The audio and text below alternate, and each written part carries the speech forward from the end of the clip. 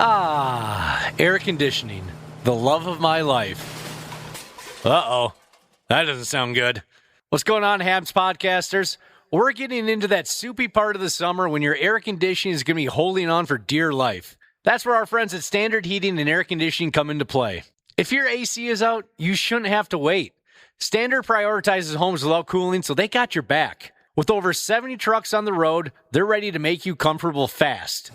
That's better. Schedule now at standardheating.com, providing the comfort you deserve since 1930. The 93X Half-Assed Morning Show. 93X.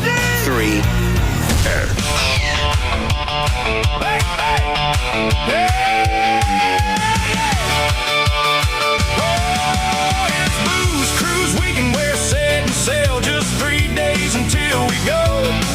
The brotherhood and sisterhood and half-assed morning show. Gonna have some fun and make new friends, but we got something to say. We got one request and it's for the best, so it's gotta be this way. Let's be adults about this. Don't go cheating with some drunk. Keep your dignity and virginity and don't expose your junk. Let's be adults about this. Well, that kind of took me by surprise. The ending there? It'll get you. I did not know that we had another Booze Cruise song to start the show. Jesus, you're on a roll, Josh. Well, easy enough. Let's be adults about this is the slogan. I'll be damned. Here we go. We welcome you to today's edition of the 93X Half-Assed Morning Show. She's a Tuesday. And I'm happy to announce, for the first time in a hell of a stretch, when I look to my right, I get to look into the eyes of one of the most dangerous characters I've ever known. She's, and a favorite of our listening audience, by the way. She's one of those whatever, I do what I want types. Smashley's back with the program. Hey, guys. Hey, very nice having you back. I missed you so much. Did you know that song was coming? I didn't know the song was No, coming. I had no idea that You song do was have a coming. note in front of you that says that song is coming. Really? Yeah. Hey, Ashley, I don't see a note. Yeah. Just to show you how excited I am to have you back in studio after, how long has it been? 2-3 weeks? At least that. Something like that. Just to show you how excited I am to have you back, I got you this hat. No, that's my hat. I bought you this hat. That's not true. Let's try to make the gal feel welcome, Josh. Oh, I got her something. This hat, and it says, I'm just here to bang. That's a beautiful hat. But I want to bang. No, I know, and I will let you bang. Oh, no, Josh, that hat belongs to you. Yeah, this was, I was telling the guys yesterday, Ashley, we're going to wear those goofy T-shirts for the boat cruise on Friday. Oh, yeah. It's an Attitude Shirt Showdown. Yep, and I bought my shirt, and then I bought this hat, which is kind of awful. That says, bit. just here to bang. And it's got a little firework at the bottom there. It's cute at the same time. Tell me how dumb I look. Hold on. Yeah, it does look like one of those hats that doesn't fit well. Yesterday, Josh told us about this new hat. You do look ridiculous in that thing.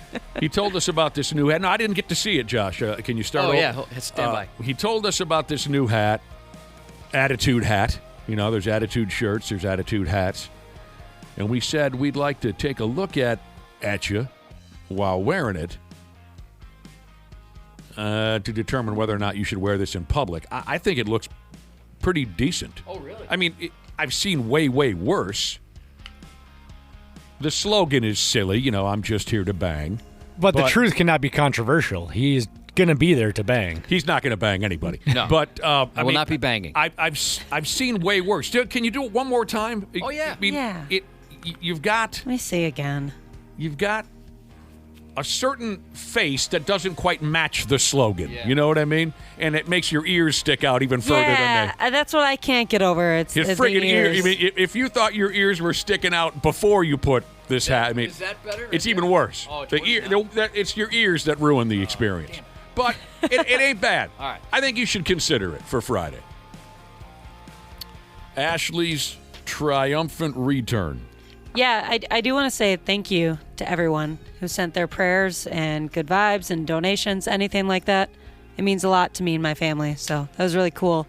of the brother and sisterhood to step up and be there for me. They're It means good a lot. people. They are. And I'll tell you what, just being on the outside of it, seeing the support and having people reach out to us, wanting us to pass along well wishes and stuff, that was awesome. Very difficult time, obviously, for your family and really the extended 93X family as well. So thank you to everybody who did that. Yeah, and hopefully we keep getting good news. So Yeah, no kidding. Of course. I mean, you called with some awesome news, and what a change that was from what you've been dealing with for 3 weeks or so. yeah, the people at Children's are they're pretty good over there. They know what they're doing. They know what they're doing.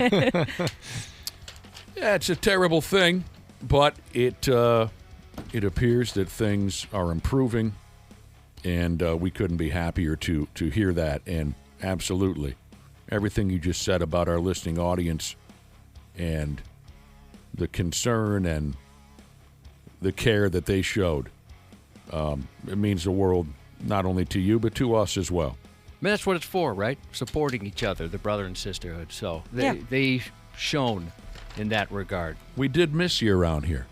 Big time. We're Yeah, I glad- bet. It feels weird without you. What would you like to talk about? Seeing how today's about you being back with the program, what would you like to talk about? Oh, good question. Anything normal. You want to Just talk the about normal stuff we do. Yeah, fun stuff. Yeah, Well, I want to laugh. I know we saw each other when you were gone, but do you recognize me? Because I lifted weights yesterday for the first time in a very long I time. thought something looked off. Lifted Yeah. weights. And my wife hates my face, so she always wants it covered with some sort of facial hair. You went and took to the weightlifting again. Yeah, she's been on me about it, Why? telling me that she doesn't like my bod. She doesn't say Wait. those things to you. What kind of weights? Just the kind that are somewhat heavy for a guy like myself. Right. Talking like I'm still on the purple. 20. I think I'll eventually, if I kind of work these purple a little bit, I'll get the blue weights. I'll step up a little bit. I mean, what's the point? You're 50-some years old. I mean, are you waiting for a call up from the Vikings or something? No, I mean, nothing like what's that. I the do live point? close enough where if they need me, like on the practice squad, I could get there in 5 minutes. Are you a little sore? No, I think tomorrow's going to be bad. Are though. you taking some Oh, yeah, creatine? probably am. Do I you have take that for different reasons. yeah. creatine? Don't be one of those like really old, jacked people. Those always kind of weird me out. with people. No, I I'm don't. like, why don't you just chill out? It's I don't okay. have any plans, nor does my body expect to get jacked or anything. I got this, our annual physical coming up, and I Oh. told you guys the last time, the doctor told me about 4 times, dude, seriously, you got to start working out. It's so weird because that's never been said to me, and they've never even asked about my working out. This effing doctor had no idea the effect he was going to have on you. You cannot you cannot let this go, and I'm so pissed off at this doctor that he's planted this seed in your head because this is the kind of thing that you can't let go. Well, no, it was just weird because normally they'll say, hey, It was weird because what he said isn't true. Well, the strange part is just the delivery, because at first it's like, hey, you could probably stand to work out a little more. I'm like, cool, yeah, that's what they say, right? Uh-huh. And then he brought it up a couple more times, I like, know. hey, just so you know, I mean, really, seriously, you should start working This out. guy's a dick. I liked him a lot. This guy's a moron. And now, because it's been playing with your conscience so badly, now you're at the house pumping weights for no reason. Well, I got a couple of months to You're get going to ready. hurt yourself. I want to look hot for the boat cruise on Friday. I can get cut by Friday, can't I? Oh, absolutely. If I started yesterday. Do a fast. I got a steroid Detox. guy for you, Josh. You do? Yeah. Have you guys ever been offered steroids? No. Have you? Yes. Nobody ever looked at me and thought I might be interested. I don't have the body type to where they thought, hey, this guy might be a target for steroid sales. Yeah, I was asked once. Really? Yeah. That's amazing. Well, it's probably because you used to hang out at the gym so damn much. That's exactly Yeah. right. So It's not like you were approached on a sidewalk. No, my wife is a personal trainer, and she was training a woman whose husband is a personal trainer, and he trained me. Like, they just exchanged services, right? And Yeah, he they was did. like a big, he was like a big jacked up dude, right? Don't be too old and jacked up, though. No, That gives some of us the creeps. Yeah, it makes some of us uncomfortable. And I think I was 30, and he's like, "Hey, man, if you're interested, I can get you some steroids." And I kind of laughed. I thought he was kidding, and I was like, "I'm a 30-year-old dad. Why in a million? I don't play any sports. I'm not competing or anything. Why would I want steroids?" A guy was looking to make some weekend money. But so he was older than me. I mean, he was maybe 40 at the time. This is, 21 years ago. And I told him, I'm like, "You're on him?" He said, "Yeah." I mean, it was kind of obvious he was anyways. I'm like, "Is it true that it shrinks your testicles? You asked him that. Yeah. Bold. And he's like, I'm not so sure. And I said, well, does it make you sterile or anything? He's like, what would testicles have to do with that? Well, I'm like, yeah, like, is it bad for, your coolant when it comes out? And he's like, I don't understand. I had to explain to him, a personal trainer who's supposed to know the body, what the testicles are for. Well, they obviously make you a little dumber than the average person. Well, for this definitely, particular guy. would not buy steroids from somebody that doesn't know that. He Wait a didn't minute. understand how testicles come into play, and I'm not trying to be cute with that, with reproduction. No clue at all. None whatsoever. So this was like the ultimate dumb jock. To the point where I thought he was kidding, because I figured, well, everyone knows what that's for. But this Did anyone else at the gym overhear this conversation that you and the big guy were having about balls? good question. I don't know. I was so enthralled and so shocked. Someone's over on the rowing machine. Some poor bastard's on the rowing machine. It's his first trip to the gym, and he's saying to himself, is that all they do around here is talk about balls? These guys are really into nuts. They're not going to compare balls in a minute here, are they? Because I'm going to cancel my friggin' membership. Get him out there looking at him from the mirror, like, all right, look at this angle. I wonder if I'd be a total dick on steroids. Like if it changed, because, he kind of was, but this guy, I liked him enough, but especially when he was training to compete, he was tough to be around because they're not drinking water, they're not eating as much right beforehand, and they're doing a lot of cardio, which they weren't doing ahead of time. Good question. I mean, I'm from the 80s, just like you, so they were everywhere.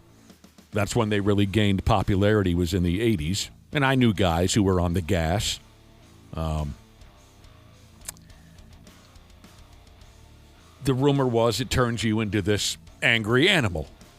I don't know for sure if I ever saw evidence of that. Well, you see, back then, yeah, there were a couple of guys who were massive cut animals, right? And they were also volatile dicks. Back then, I would chalk it up to steroids. I would say, oh, that's a roid rage. But now that I'm older, looking back, they were just mentally unhinged a-holes is what they were. I don't think the steroids played a role. Back then, I thought that they did. Now, looking back, I think it was just their personality. They weren't wired right from the get-go. So that was one rumor. It turns you into an angry dick. The other was that it shrunk your nads. Yep. Zits. Back knee. Yep. And you lose your hair. Yeah, those were, I don't know if any of those are true. Right. But that's exactly back in the 80s, like you said, Am I missing 90s. one? Am I missing one? I don't think so. I knew a couple guys that were on it, and they were jerks, but you're right. I think no matter what, they would have been. One in particular. So you're thinking of one in particular? Yeah. What did he do? Do you have a story about that guy? I don't really necessarily want to say, but he's never getting out of jail. I can tell you that. I remember who you're talking about bad. now. That probably wasn't steroids. That was faulty wiring. I think so, from yeah. the absolute get-go. So what else is going on there? Absolutely.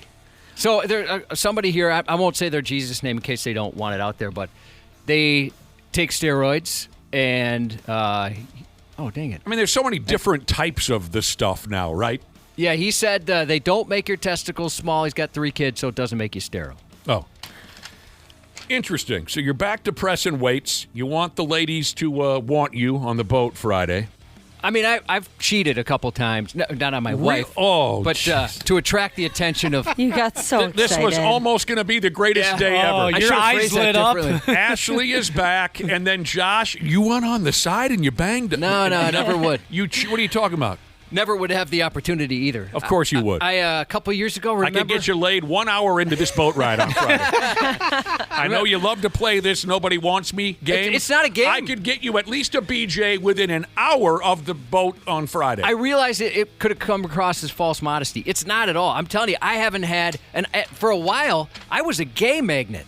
And I don't even get hit by guys anymore. Nobody hits on me. I know guys, gals that would bang you within an hour. What are you saying, cheating now? What's the cheating? I remember a couple of years ago, your buddy Big Al, who's one of the nicest, sweetest people you could ever meet. He'll Big do Al. anything for you. Large Al, El Grande. He brought me some Drakkar cologne. Ooh. And I remember Al and I talking about, like, this isn't even fair. I've got Drakkar on. There's nothing women can do. It's so intoxicating. Right. That they're going to want to have sex with whoever's having Drakkar. And this year, I've already lifted weights at least once, so I'm going to be I'm gonna have the hottest bod there. I missed the cheating part. Well, that's what I'm saying. It's just not fair. Oh, to put that I on. see. It's not like a winning personality or Wasn't a that the- beautiful face. Wasn't that the cologne I bought last year at Turtle Lake? Was it your car? Yeah, I Yeah. think so. Yeah. Yeah. I used it one night out in Turtle Lake. I smelled incredible. I still have You did smell pretty good. I still have that bucket of Drakkar in my bathroom. So you're a little tight. You're a little sore. You're back with the press and weights. see how long- You're considering maybe taking some gas. I'm on a no. I'm not. I'm on a 1-day streak. 1-day streak. So far, so good. There was one dude from my high school. There were a couple of dudes when steroids first made it and hit it big. There were a couple guys that I can think back, and the transformation was unbelievable. The body transformation that they went through. It Very was obvious. Oh, my damn. I'm talking about a dude who went from a string bean to an absolute Hulk in, I'm going to say, 6-7 months. It was friggin' insane. And almost all of the cliches we discussed kicked in. The dude's back was a zit farm. His hairdo turned into dust. His hair was just this patchy. And he was 17 years old. I thought of another stereotype that you get a roid gut. Like it's kind of a weird. It's not like a normal fat that you'd put on. It just looks a little different, like more bloated, I guess. So I don't know if that's true either. I've seen it before, but I don't know if that was really due to steroids or if that's just how somebody was built. Okay, I'd forgotten about that one. Sometimes you're eating a lot more, right? There are all these. Sure, you eat a bunch of. There are all these supposed traits of a steroid abuser, and I know there's probably a more modern term for it. What is it? What are HGH? There's a term they always use in sports. PED. Yeah. Performance enhancing. So forgive us for saying steroid over and over again if it's totally outdated, but it's the easiest way to put it. Yep. This dude just launched from a string bean. His body launched into this massive weightlifting machine. And, back to the conversation we were having on whether or not steroids made you a volatile, angry, violent person. One day, we passed each other in the hallway, and I knew this guy from day one. We passed each other in the hallway, and we kind of knocked shoulders, right? Like you do when walking in a busy place. And it spun us both around as we knocked shoulders, and let me see if I can physically imitate this, Josh. You know that kind of, that like tiptoe move that guys make when they get up into your face? Oh, no. Absolutely. Stop. You Why see what was I'm he doing here? that? When they tiptoe up into your face like this, just nose to nose.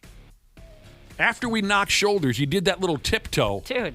up into my face until we were nose to nose. And he goes, "What's your problem, man?" And I'd be so scared. I said, "Donnie, it's me." And I could see it in his eyes that the rage was so high that he did not recognize me for about a second or two there. I said, "Dude, it's me." And he goes, oh, yeah, sorry, bro.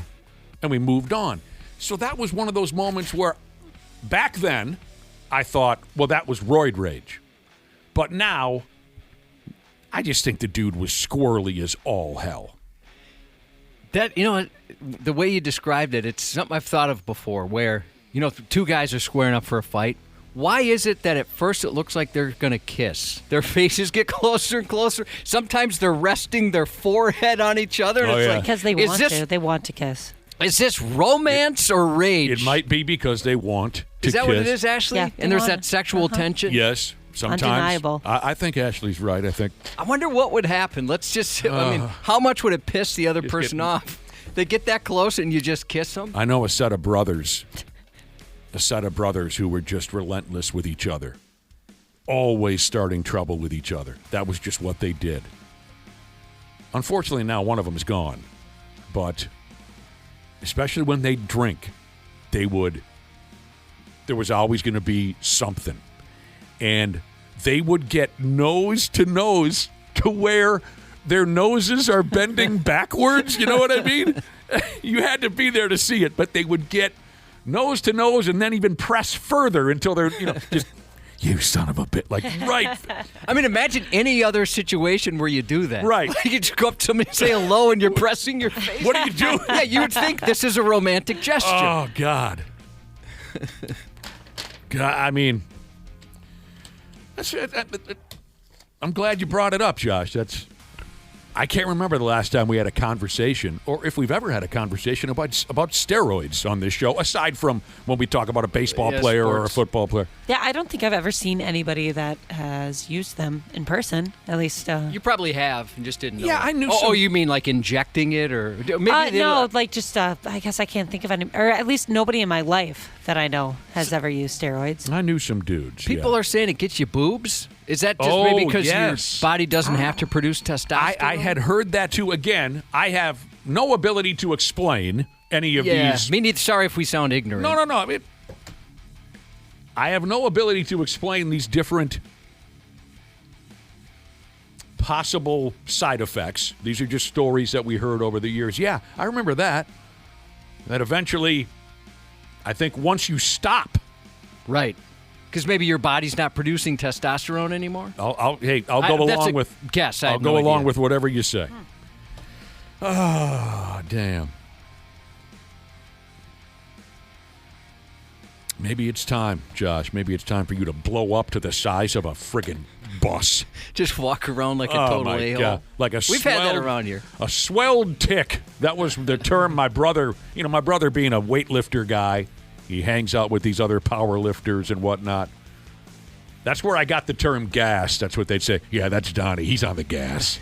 And whenever a guy got too big from drugs and working out, the guys whose arms don't quite ever, their arms no longer have the ability to Oh, yeah. to straighten out syndrome. Yeah, they can't straighten their arms out anymore because their upper body's so huge it makes their arms kind of bow out. Then you wonder how they wipe. Right. That's what they would always say. Look at that swelled tick over there. Josh, if you do get on the gas, please be the guy that only lifts upper body and no lower body. So you just have that jacked chest, arms. The Dorito. And just the tiny little scrawny legs. Yeah. I love that look. Oh, yeah. The guys that I've been picturing from the old days, that was exactly their gimmick.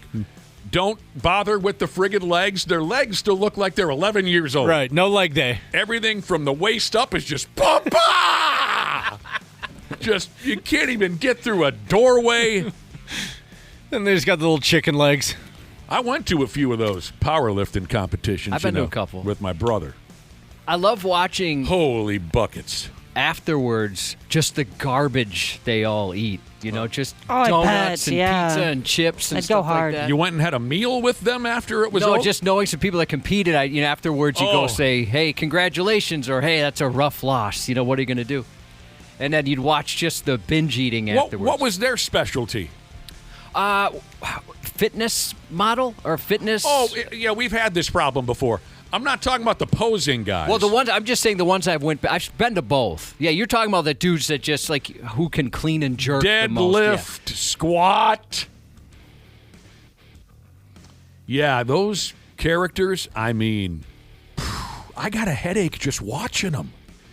Oh, just the level of red they can turn? Yes, they would turn red and then purple, and then No, thank you. The arteries were looking to pop right out the side of their.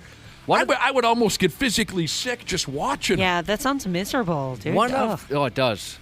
One of the most interesting couples I've ever met. The boyfriend was a competitive powerlifter, and at one point he held a couple of records. But I didn't realize, there's rivalries. Smallest testicles? I didn't realize. I'm sorry, that wasn't that funny. I enjoyed the hell out of it for some reason. I don't know if you heard that right there. That was obnoxious, and I apologize. I thought I had broken the comedy code right there, and it really wasn't that. It was very predictable. It was very cliche. So anyway, you knew the guy. Right. I knew this couple. They were very interesting in the way that he had set a couple records in powerlifting. And I didn't know there was rivalries in this kind of stuff to this point where, people would say, yeah, but look at his arms. They're kind of short, so he doesn't have to go up as far like to set a bench pressing record or something. I didn't realize people would get that picky about it.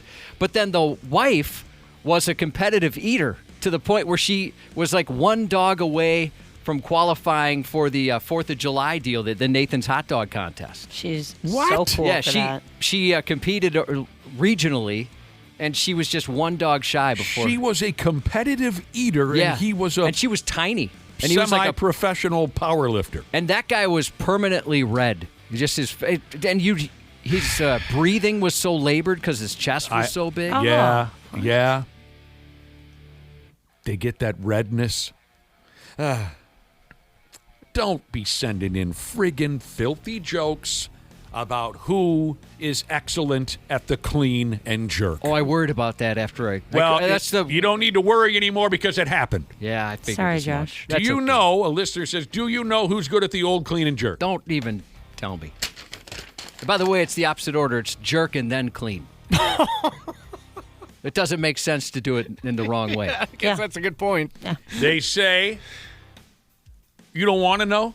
I'm going to tell you anyway. No, don't tell me. They say, you know who's good at the clean and jerk? Don't. Dana. Really? Dana's co-worker, Josh.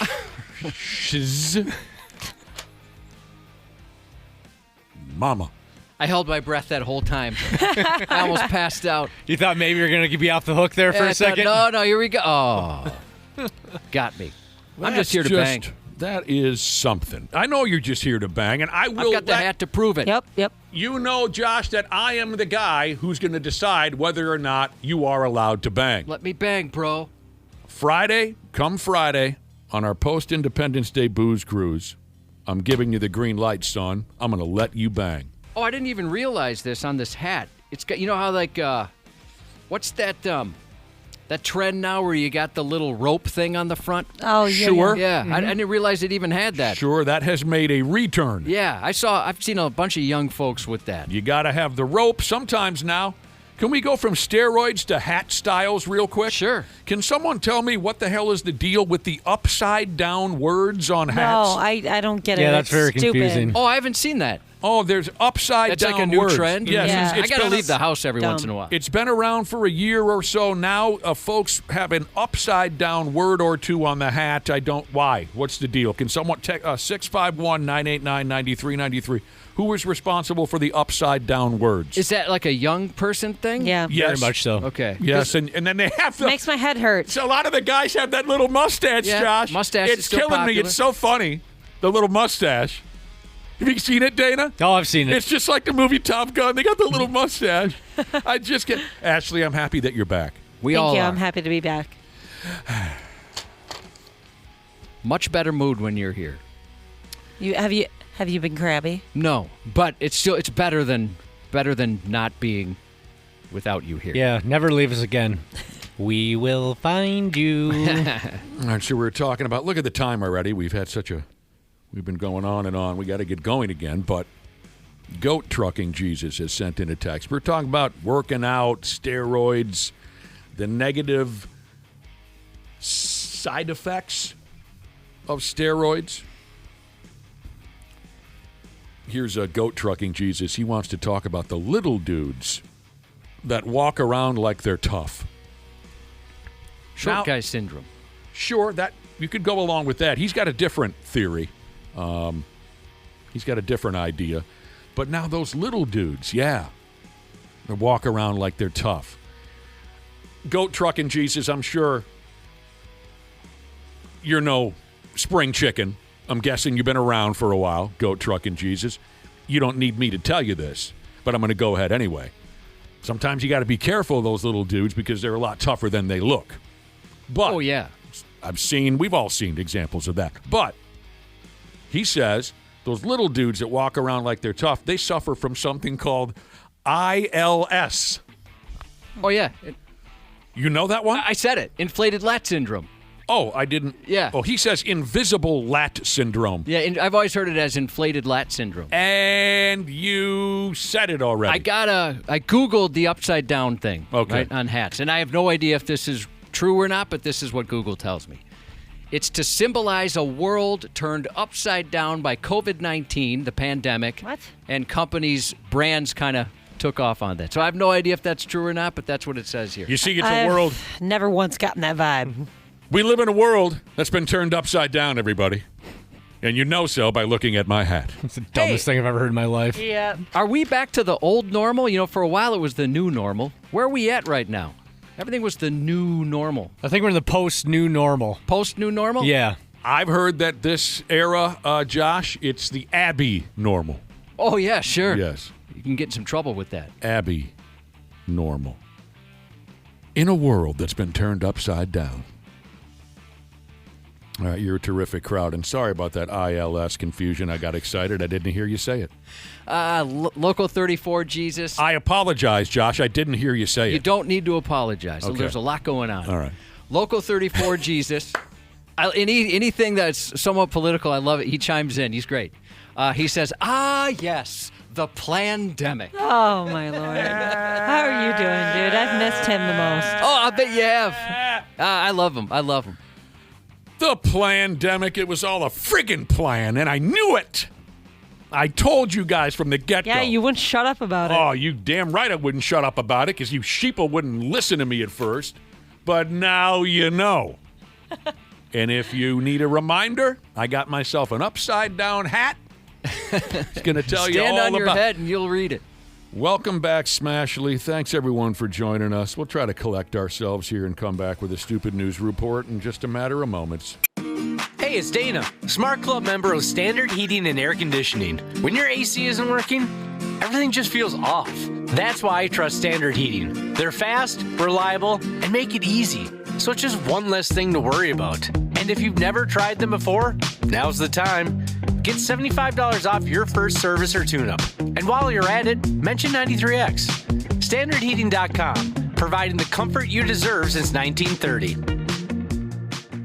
Years of hard work, and now you've got pain in your back, your shoulders, your knees, maybe your joints. You need help. Randy Shaver here with the answer. Dave Bialke. He's got over 30 years experience in getting workers' compensation benefits for people just like you. Don't suffer. Call Bialke Law today. 763-571-2410 or go to bialkelaw.com. That's BIALKE law.com. And it spells relief for you. Stupid news on the Half-Assed Morning Show. Yeah.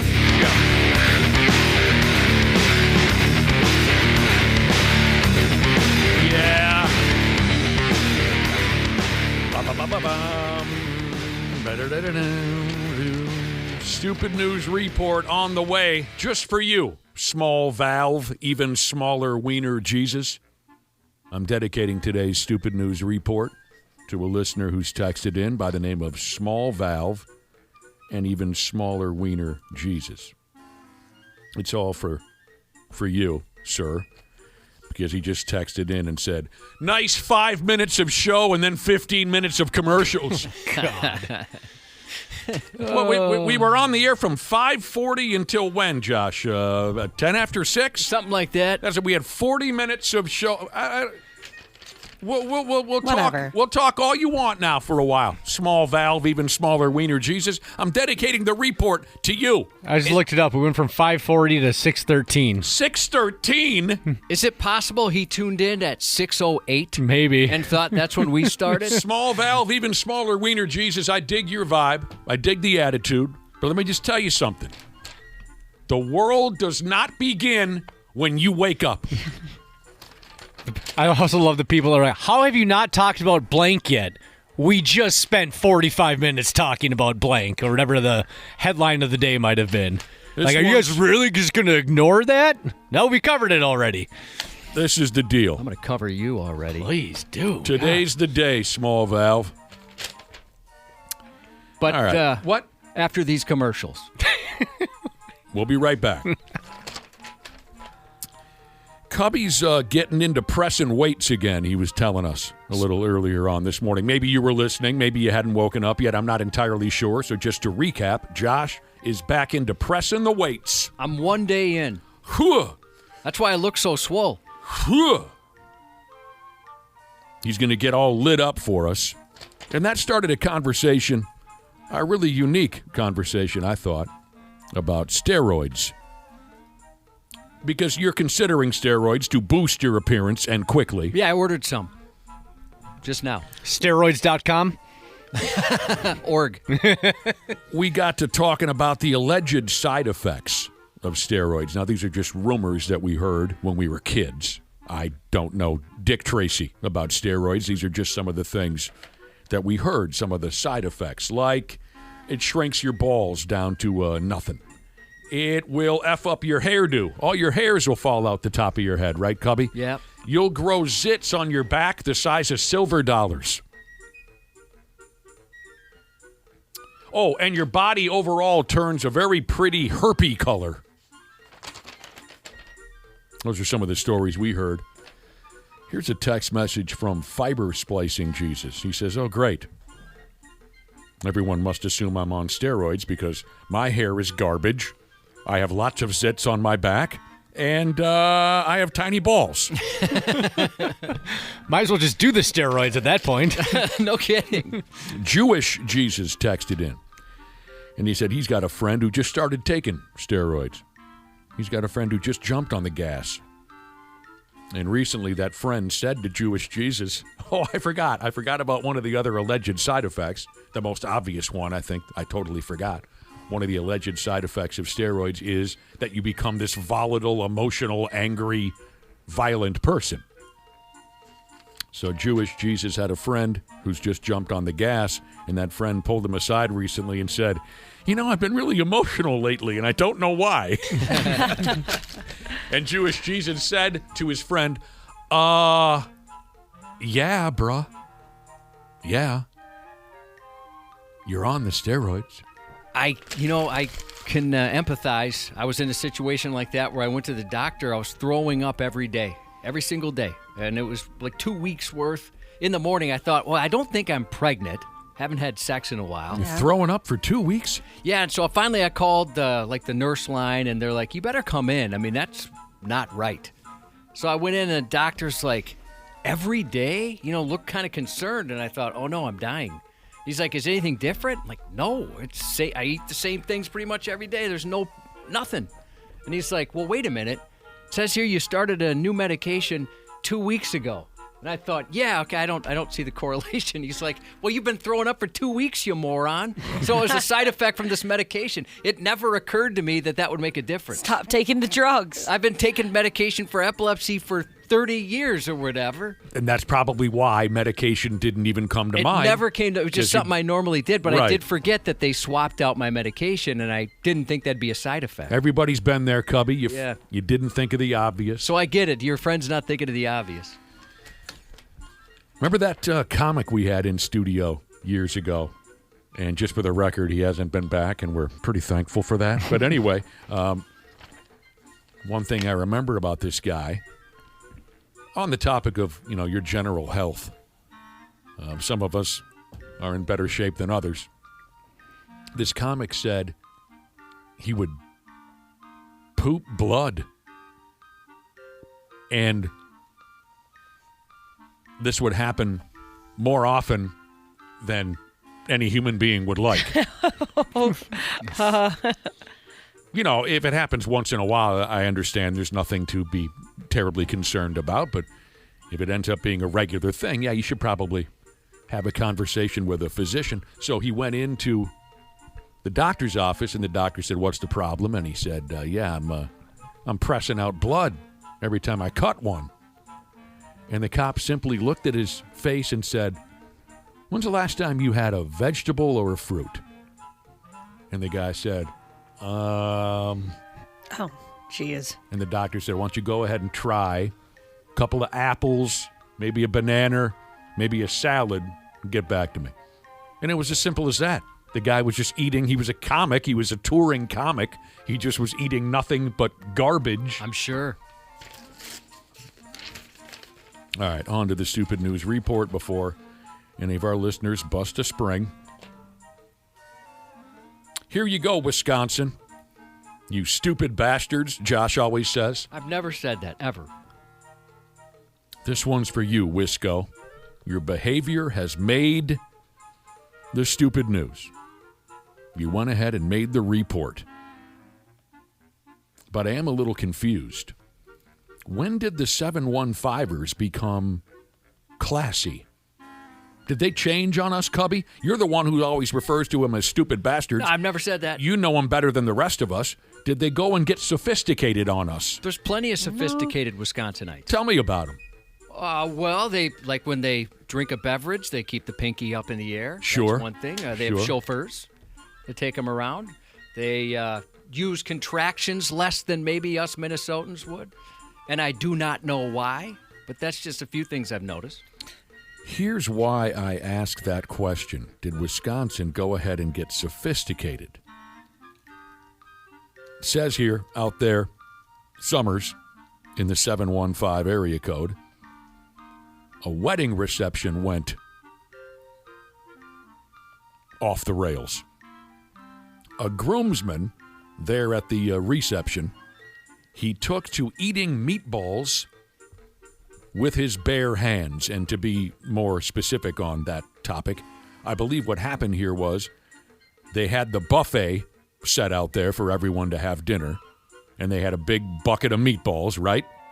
With a burner underneath. You know how they do that whole gimmick? I've never cooked anything in my life, so sometimes I feel the need to explain the obvious. But they had a big bucket of meatballs out there for the buffet. And dude just reached smooth into the meatball pile with his bare hands. That's disgusting. Raw dog in the meatballs? I mean, I've been that hungry before, but I've resisted. Instead of scooping them out with a set of tongs or whatever.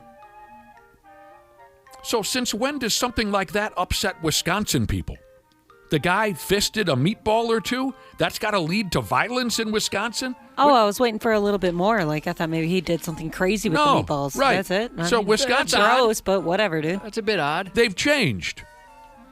Yeah, it's not like you went bobbing for meatballs, we're just eating them straight out of the tin with his mouth. Did he fart on the potato salad? What I mean, the guy grabbed a couple of meatballs barehanded. Now, don't get me wrong. I understand that that's a bit gross. Yeah. But I'm just surprised that would lead to any conflict in Wisconsin. I went to... Stupid bastard. Oh, my God, I said it out loud. I told you. It's always in my head. You always refer to the... I went to like a little dinner between neighbors situation. They had like a table full of food. And I didn't notice until I grabbed a couple things that there was tongs on like every single plate or like a serving spoon. I don't know why. It just like didn't cross my mind. And I was like, oh, shoot. I've just been using my hands. I'm gross. Do you guys put the tongs back on those little plates? I usually do. Seems like the right thing to do. I get confused, Josh, and I often, especially when there's a big spread. I went to a celebration of life recently that had a huge spread. And so there's 88 different plates and 88 different tongs, and I often get overwhelmed, and I think I put the wrong tongs on the wrong plate. And Sure. And my wife is That'll like, Jesus, what are you, an animal? You don't know where to put the... Or you use the one tongs for the first item, and then you still have them in your hand to grab the second item. Oh, they'll kick you out for all that. of that, yes, all of that. I just can't picture Wisco people being so uptight over something. So anyway, guy was grabbing up the meatballs with his bare hands off the buffet table. And that led to violence. Oh, by the way, Josh, I knew a gal from Wisconsin back years ago. Did you hear about this gal?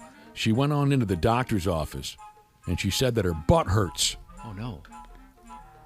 And the doctor says, well, where does it hurt exactly? And the gal said, right there, at the entrance. So anyway, this dude grabbed some meatballs. Someone hollered at the guy to use the tongs like a grown person. That led to some nasty comments being tossed back and forth. Then it turned into a punch or two being thrown, and then a full-blown fist fight. It's one of those things where this is the type of guy that everybody wanted to beat up beforehand, and that was the final straw. I'm sure it's something like that. Or everybody was so drunk. Never been to a wedding that got out of control like that. No, me neither. Nasty comments, then a punch or two, and then a full-blown fist fight. Before you could say, Don Makowski, some buttlord upped and shot a couple of people. Oh, my God. He did. That was the situation, Josh, where the guy thought, look, there's no turning back now. I got to shoot somebody. That was the meatball fisting, and that was where he thought, there's no other option here. I got to shoot somebody dead. Now, luckily, he didn't kill anybody, but he did shoot a couple of people. Now, the bride. How's she doing? This wedding sucks.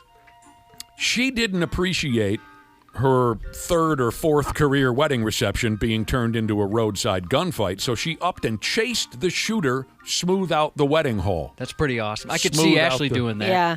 For less. I could Get see outta actually here. pulling a gun on the shooter. It's not the time. And dude did run away from this woman in a what do they call it in the business? A wedding dress. Wedding dress, Yeah, yeah. I bet she was terrifying. You're right. I can imagine Ashley's just pulling knives out of her garter belt. Yes. She's ready to attack. You call that a gun? She couldn't catch the prick. And the Wisconsin cops say they're still looking for this unbelievable imbecile. And they'll get him. I hope during the chaos of the fight, the shooting, the chasing, somebody went and grabbed those meatballs and just headed for their car with them. Said, these are mine now. Taking these meatballs home with me. Right there at the love entrance, people. she said, Josh. That's where it was Yeah, hurting. right there. Yeah. Couldn't figure that one out.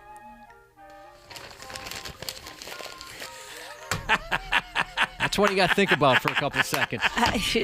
You got nothing I've tried- still? no, nothing. You got to think A gal about it. goes to the doctor's office, and she says, my butt hurts. And the doctor says, well, where exactly does it hurt? And she points it. She says, right there at the entrance. Nothing? Nothing. Well, you're out of practice. Just in case you're just tuning in, Ashley's back after a long stretch, and we're so happy to have her back. Very, very much so. I mean, it's been a couple weeks or so. Things are on the up and up at the Ashley house, and we're all very happy. But I think this is proof that you're a little out of practice. You get it, Dana? Yeah, I just don't think it's that funny. I don't think you get it. If you got it, I think you'd think it was funny. See, now, Josh, remind me, next time Dana says something and I'm not exactly pleased with it, make sure I let him know. Yeah. The entrance, guys. Yeah. Things are supposed to exit, Ashley. I don't know. I got a lot of pressure on me now. Jesus. What? What do you mean it's not that funny? It's friggin' legendary, that Oh friggin' my joke. God! I did. Is it bad that I was like, yeah, that's what it is. That's what makes it terrible. Now Ashley, don't let anyone ever tell you that that's bad. It's awful. It shouldn't happen. like, what do you mean? That's what it is. That's what it's called. That's what it is. Duh. A crime against humanity. Duh. God. All right. Here we go. A mystery vigilante. How do I say that, Josh? Vigilante is how I always. I liked the way you said it. Vigilante. That's fancy. Yeah, I was going to say, that sounded Wisconsinite. classy. I'm not good with this word. That's how they'd say it in Wisconsin. Fancy. A mystery vigilante. Okay, I'll go with your style. You like the sounds of that? I mean, normally that's, I think, something that you only see in the movies. I don't know how often this has happened in real life. Oh, it happens, definitely. It does? Yeah. Like, I'm sure you've heard or seen the videos of those guys that stake out, like, douchebag child molesters and stuff like that. They go after them. Oh yeah, those guys are awesome. They do what? They kind of like a Dateline, you know? catch a predator. Yeah, to catch a predator. And they're not police officers? No. Sometimes A lot of times beat it's them up. dads, right, that are just going to catch these jerkwads Okay. that should be in prison. Jerkwads? I Not haven't. suggesting vigilante justice should be something that No. you got to be decent at it. I think. haven't. I'm not aware. Sounds more like the plot of around 100 or so motion pictures I've seen over the years. The mystery vigilante. But okay, I'm happy to know that there are some folks out there who are taking the garbage out, taking out the garbage here and there. I mean, again, we're not trying to encourage it, but it's kind of interesting to know that it really happens in real life. The police in Mexico are looking up and down and all over town for a mystery vigilante that the locals have took to calling Mexican Batman. Over the past few weeks, Mexican Batman has been cleaning house. 5 suspected motorcycle thieves have been found duct taped to light poles How with embarrassing. with the stolen motorcycles parked nearby, and someone even wrote the word thief across each of their foreheads. Oh. I mean, this is just tailor-made for the local papers, right? Yeah, this is kind of fun. They set this stage. Mexican Batman supposedly caught all these motorcycle thieves, got the motorcycles lined up, duct taped every one of these peckerheads to a light pole, and wrote thief across their forehead. This must be one bad sumbitch. No kidding. Now, It's got to be a tough guy, or he gets the element of surprise, I suppose. the cops suspect that Mexican Batman has some Superpowers. No. Good guess, though. Has some pals. I think it's Has some superpowers. other peckerheads working with him, right? They don't think that there's one guy handling all this business. Not to ruin the image of Mexican Batman. I'm just telling you what the local police are saying. But how about that? Mexican Batman and his cast of characters, apparently, came swooping down from the sky, and they busted up some chicken dick stolen motorcycle operation.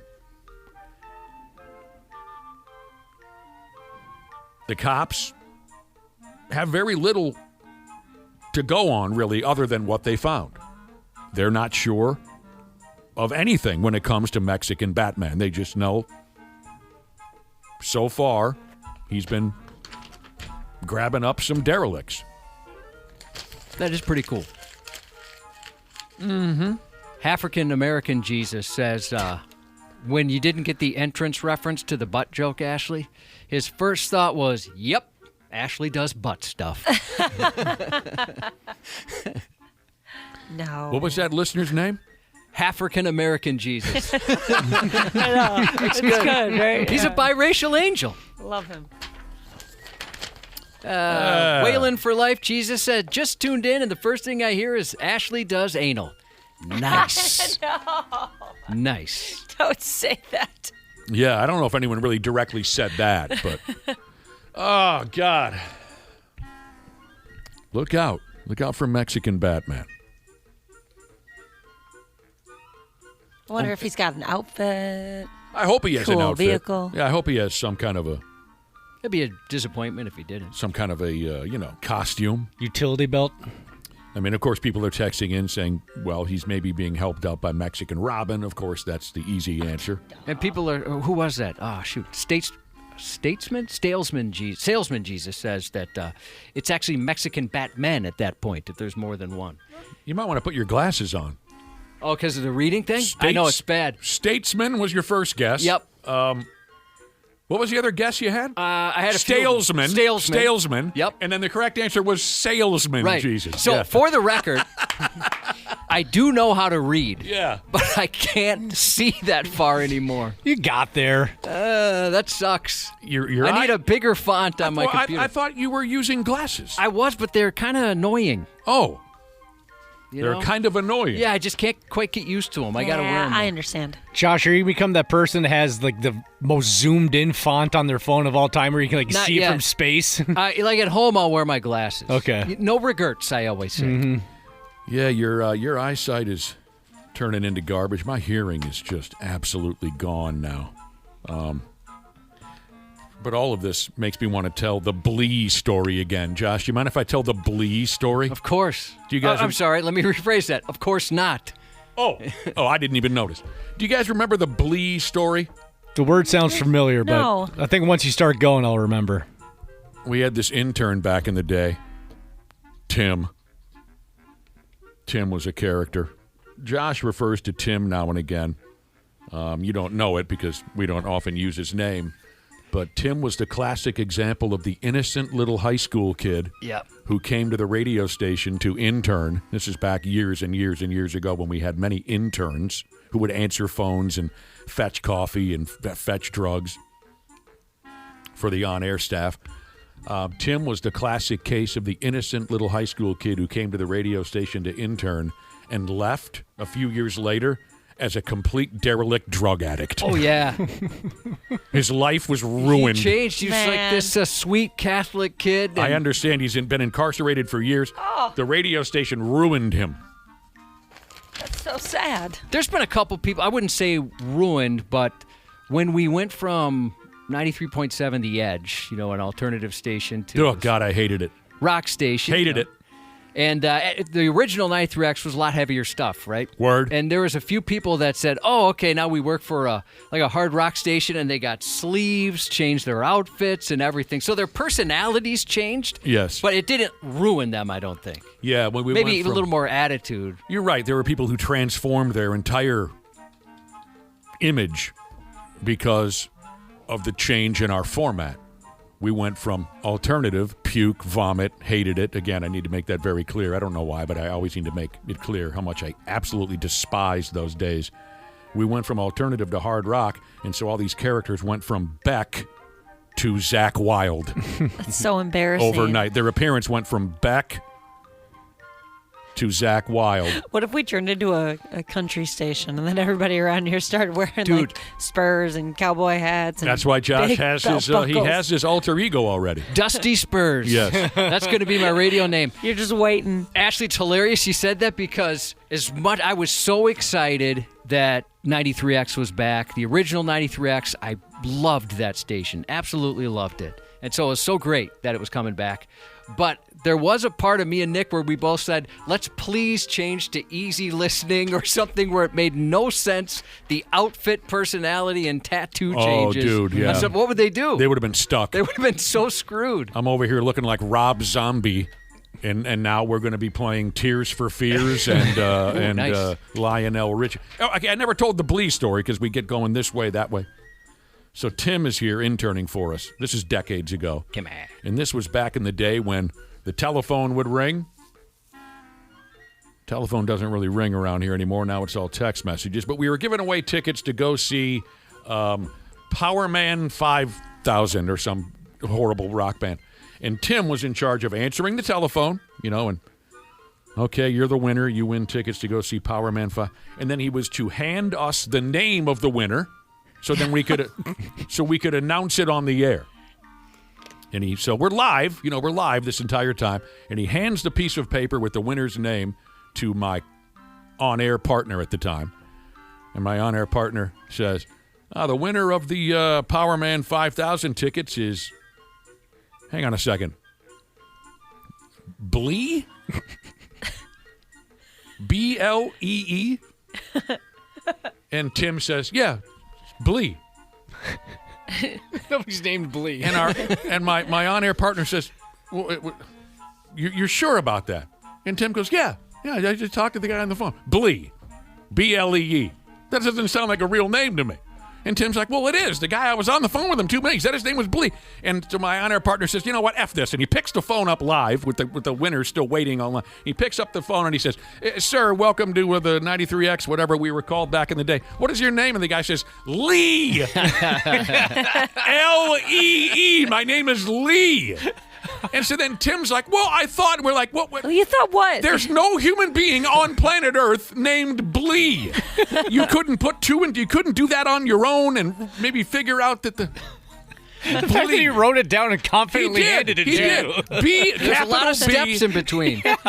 You didn't look at it going from one studio to the other. I mean, I know you're getting through stuff as fast. You're trying to get it on the air, but yeah, that's something you'd think would register as. And then Tim, he would take these things so hard. Then he was just depressed for the rest of the day. That's when he started turning to hard drugs. I think I told you this before, but I was introduced to now a friend of mine, and they said, "Hey, this is Darren," and I was like, "Darren, nice to meet you." And 6 months after knowing him, he's like, "Hey, I gotta correct you. My name's Derek." And I said, "Well, why wouldn't you have said something after all this time?" And Right. I kind of get it because he's like, "Well, at first I was uncomfortable, and then it was going on for so long. Yeah. I figured I can't say anything at this The guy's point." got to help you out at some point. Yeah. You shouldn't wait 6 months to help Come a on. guy Oh, I out. felt like the world's biggest jerk, but I had no idea. He was introduced as Darren. He went along with it when I first met him, and then I find out later it's Derek. Okay, That's when, not when you fair. first started that story, I thought you would confuse Aaron with Darren or something like that. But Darren and Derek are very different. Very different. sports on the 93X Half-Assed Morning Show. Hey, hey. Oh, it's Booze Cruise weekend. We're setting sail just 3 days until we go. The brotherhood and sisterhood and half-assed morning show. Gonna have some fun and make new friends, but we've got something to say. We got one request and it's for the best, so it's gotta be this way. Let's be adults about this. Here we go. Don't go cheating with some drunk. Keep your dignity and virginity and don't expose your junk. Let's be adults about this. Dude, we got another little tune here to celebrate this Friday's post-Independence Day booze cruise. We're getting there. That's a cute one right there, Cubby. Nice work. Listener texted in earlier and said your post-Independence Day booze cruise songs with the theme of the trip, which is let's be adults about this. They say that your songs are sounding a lot like late 80s Hank Williams Jr. Yeah, a little bit. I'll agree with that. Does have a Hank Jr. ring to it. You ever gotten drunk, Josh, and sang Family Tradition out loud? No, not yet. Oh, gosh, so many times. Yeah, that's a good one. That's a popular one. So many. I'd have to have the lyrics in front of me. Family Tradition. Why do you drink? Hit me with it, Smashley. It's not that difficult. Again. So, Why do you drink? Why do you 'Cause I'm smoke? thirsty. And then you holler to get drunk? Oh, to get drunk. Why do you? Okay, forget it. Just friggin' forget I'm sorry, it. I have to hear like more of the tune a little bit. I gotta like get into the mood. Sure. Yeah, I understand. I don't understand. Josh doesn't understand. I'm looking forward to talking about that soccer game later. Randy Shaver will be joining us at 7:30. This is going to be fun. We're going to talk about that soccer game last night. The United States Soccer Club played in the World Cup, and it was pretty funny. It turned out to be pretty good comedy. Boy, Twins they got whooped. Holy They got heck. curb stomped. The Twins play tonight at home. You got a few home games in a row. Yeah, a lot of them. Also coming up at 7:30 when Randy Shaver dives into the mix. He's going to, I think, really enjoy this story of a golf cart crash. Dude, of course, had a terrible one a number of years ago. Everybody knows it. Randy Shaver drove his friggin' golf cart into a pond. He almost drowned himself and a cameraman. Legendary stuff over there at, what's the name of the golf course he plays at? Rush Creek. Bushwood. Rush Creek. Bushwood Country Club. We got a guy. This guy did it even better than Randy. We'll be telling you about that in a half hour. But right now, we got to take a break. Josh has his news coming up. Hey, it's Dana, Smart Club member of Standard Heating and Air Conditioning. When your AC isn't working, everything just feels off. That's why I trust Standard Heating. They're fast, reliable, and make it easy. So it's just one less thing to worry about. And if you've never tried them before, now's the time. Get $75 off your first service or tune-up. And while you're at it, mention 93X. StandardHeating.com, providing the comfort you deserve since 1930. Years of hard work, and now you've got pain in your back, your shoulders, your knees, maybe your joints. You need help. Randy Shaver here with the answer. Dave Bialke. He's got over 30 years experience in getting workers' compensation benefits for people just like you. Don't suffer. Call Bialke Law today, 763-571-2410, or go to bialkelaw.com. That's BIALKE law.com. And it spells relief for you. Idly ho, neighborinos. 93X. Half-assed morning show. We find this dude and we go, hey, why is your private parts not private? I mean, why are you exposing yourself? Florida has done it again, serving up another police report, which somehow manages to both be hard to believe and completely on brand, after a Florida man attempted to pay a DoorDash driver with his nuts.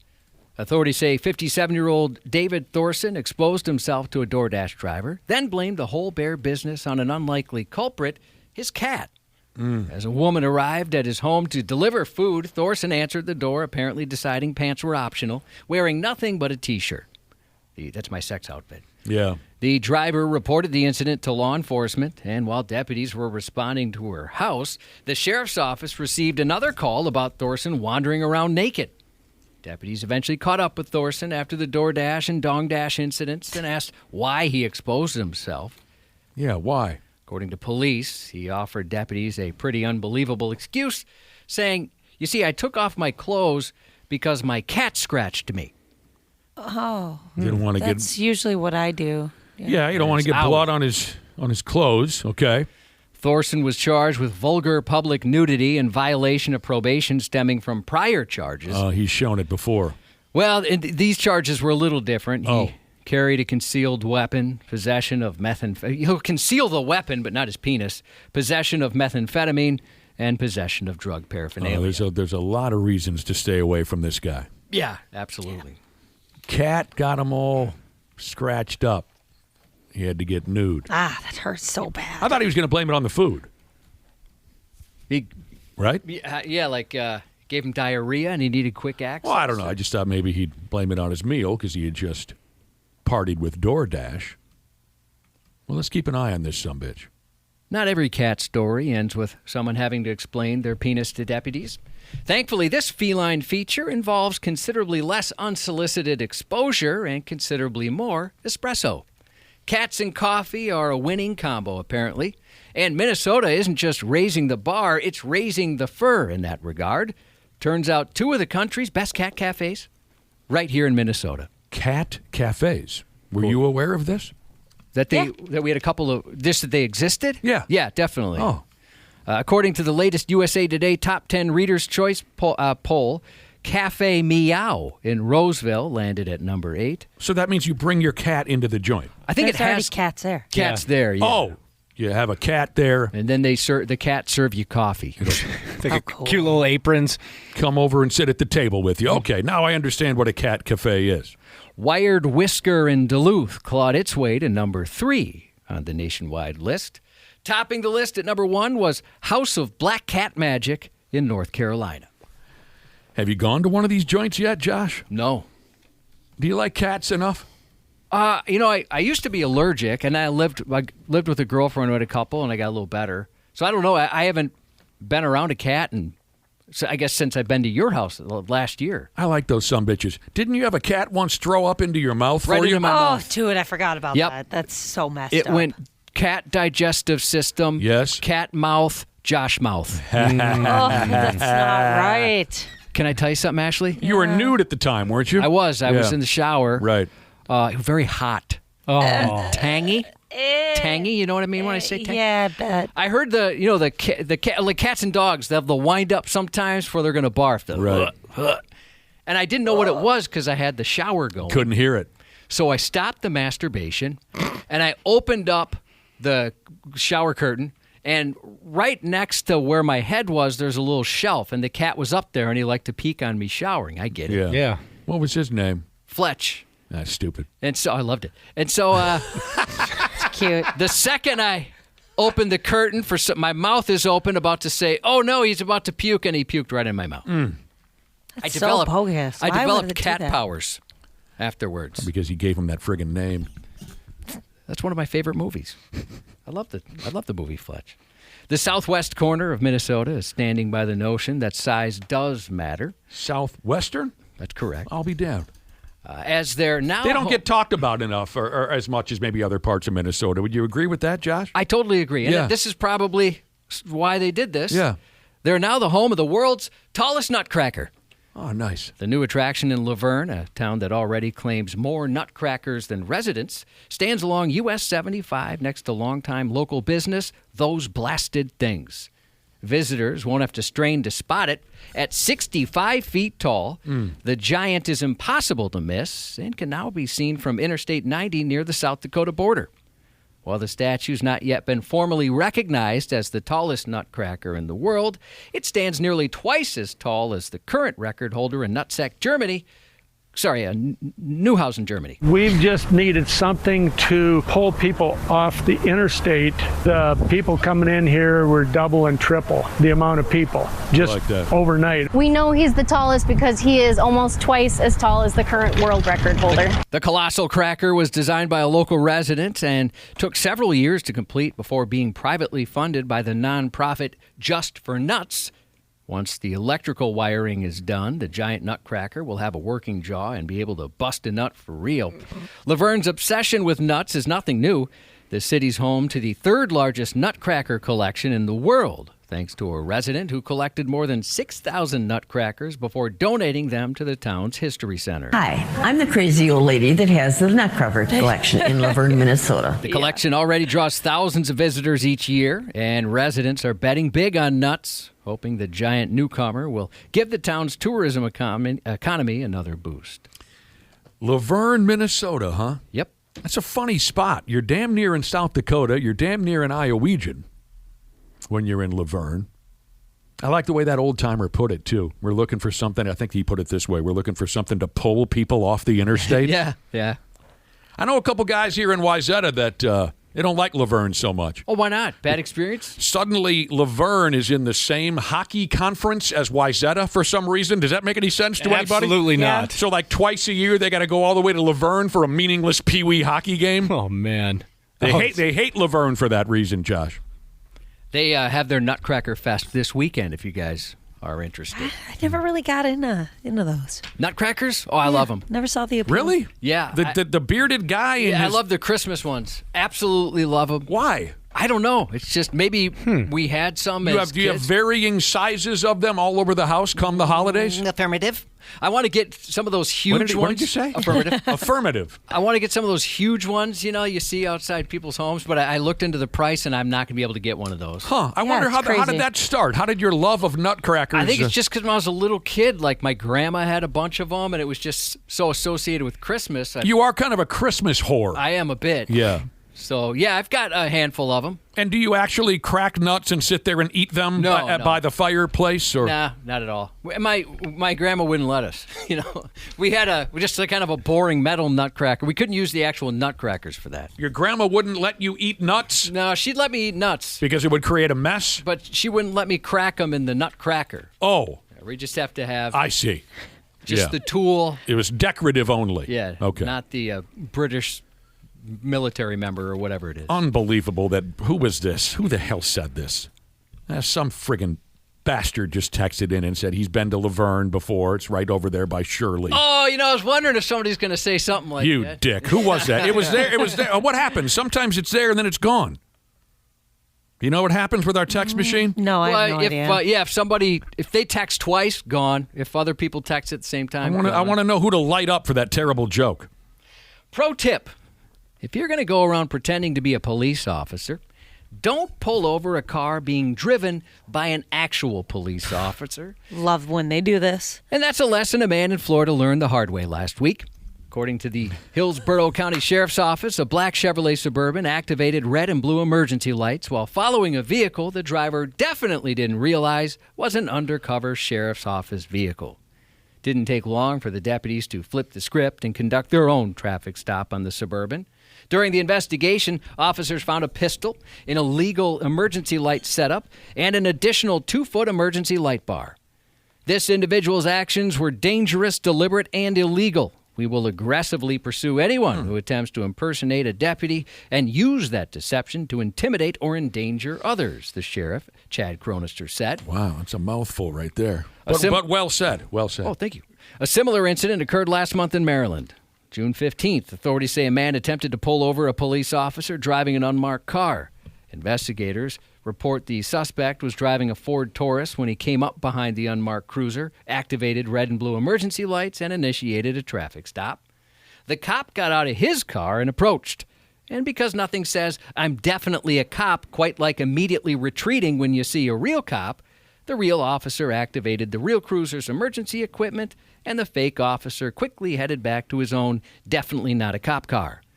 The suspect identified himself as an active duty deputy sheriff with the St. Mary County Sheriff's Office and a retired officer with the Metropolitan Police Department, which, according to investigators, was all BS. He was charged with impersonating a police officer and illegally using red and blue emergency lights on his vehicle. Douchebag. Yep.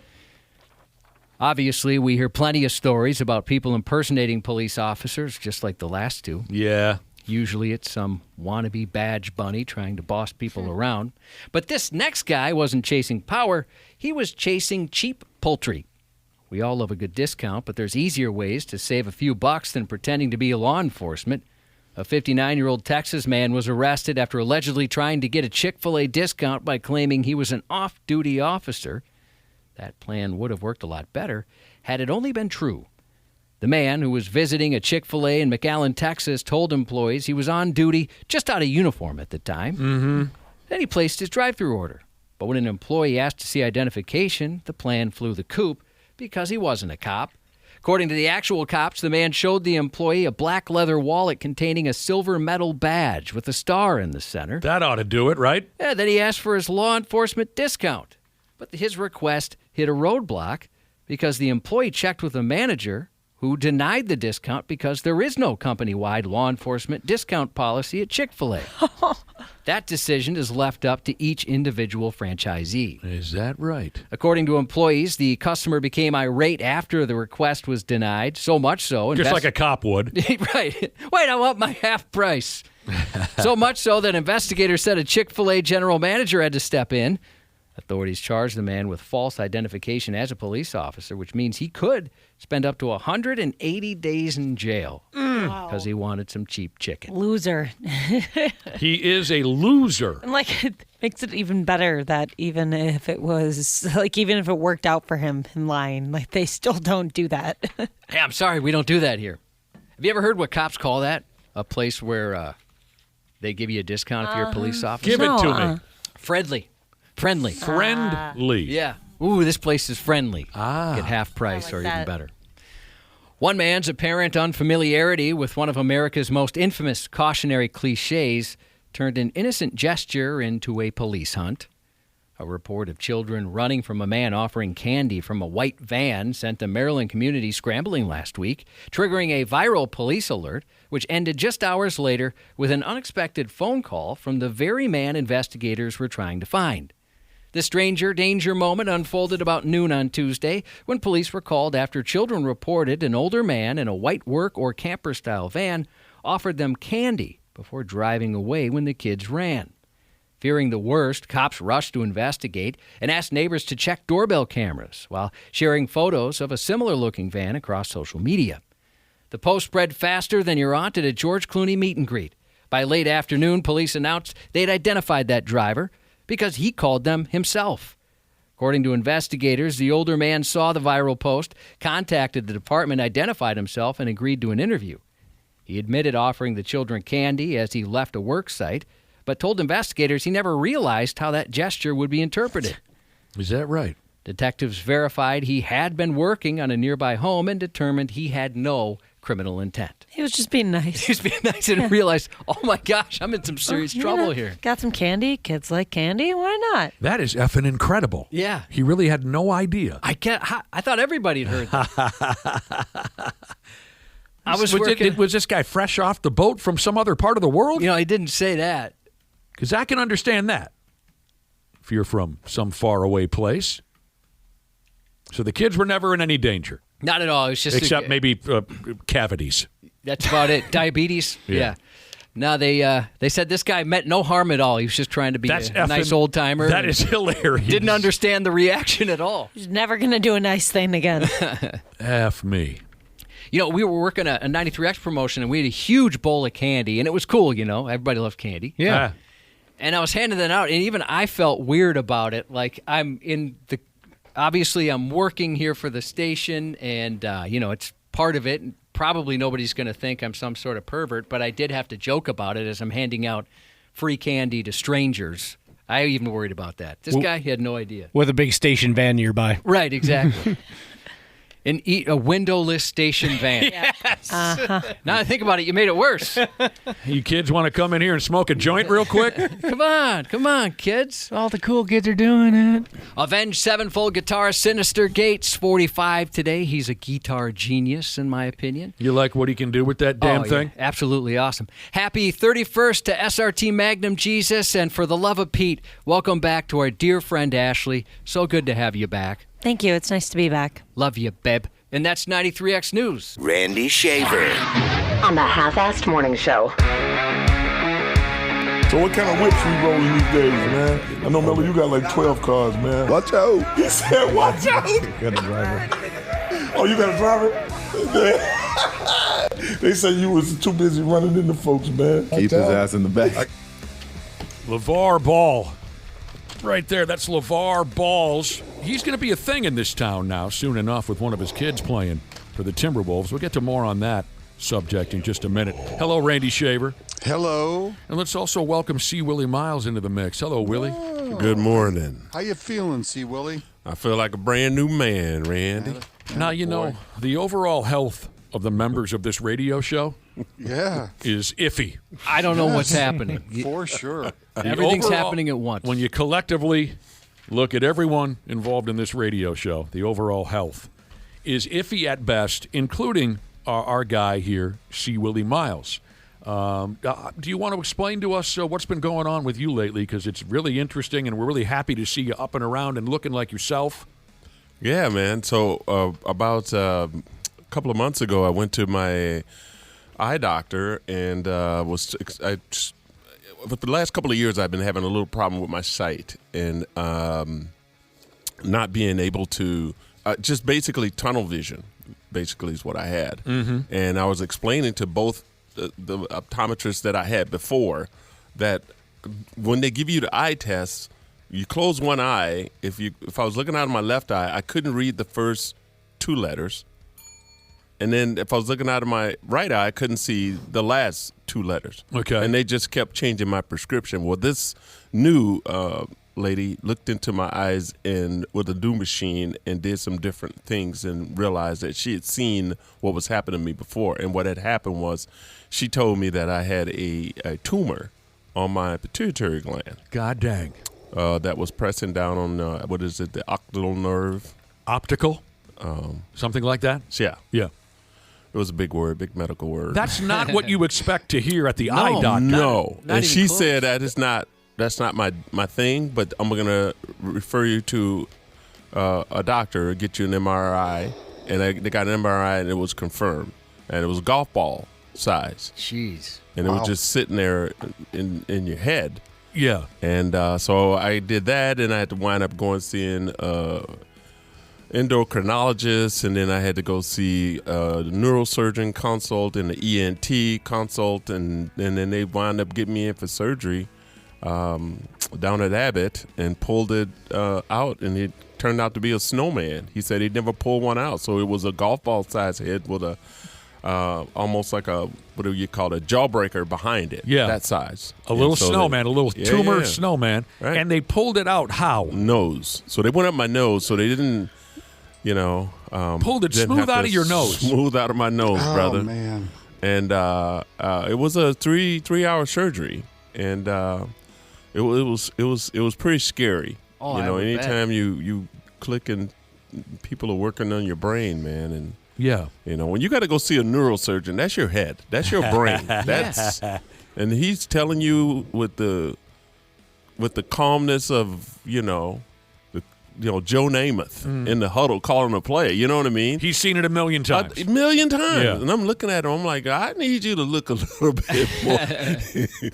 When they show you the head and he showed you exactly, he's done it so many times where he has an actual mock-up of the head, how it's going to come out, how it pulls it out of your nose, blah, blah, blah. He said, but I need the ENT to shine a light up one nose, up one nostril. So they was both working on me at the same time. I'll be damned. And they've been doing this together for 15 years. And that's the thing. When the nurse came in, the scrub nurse that was going to be working with her, she said, I'm going to tell you right now, you're working with two of the best.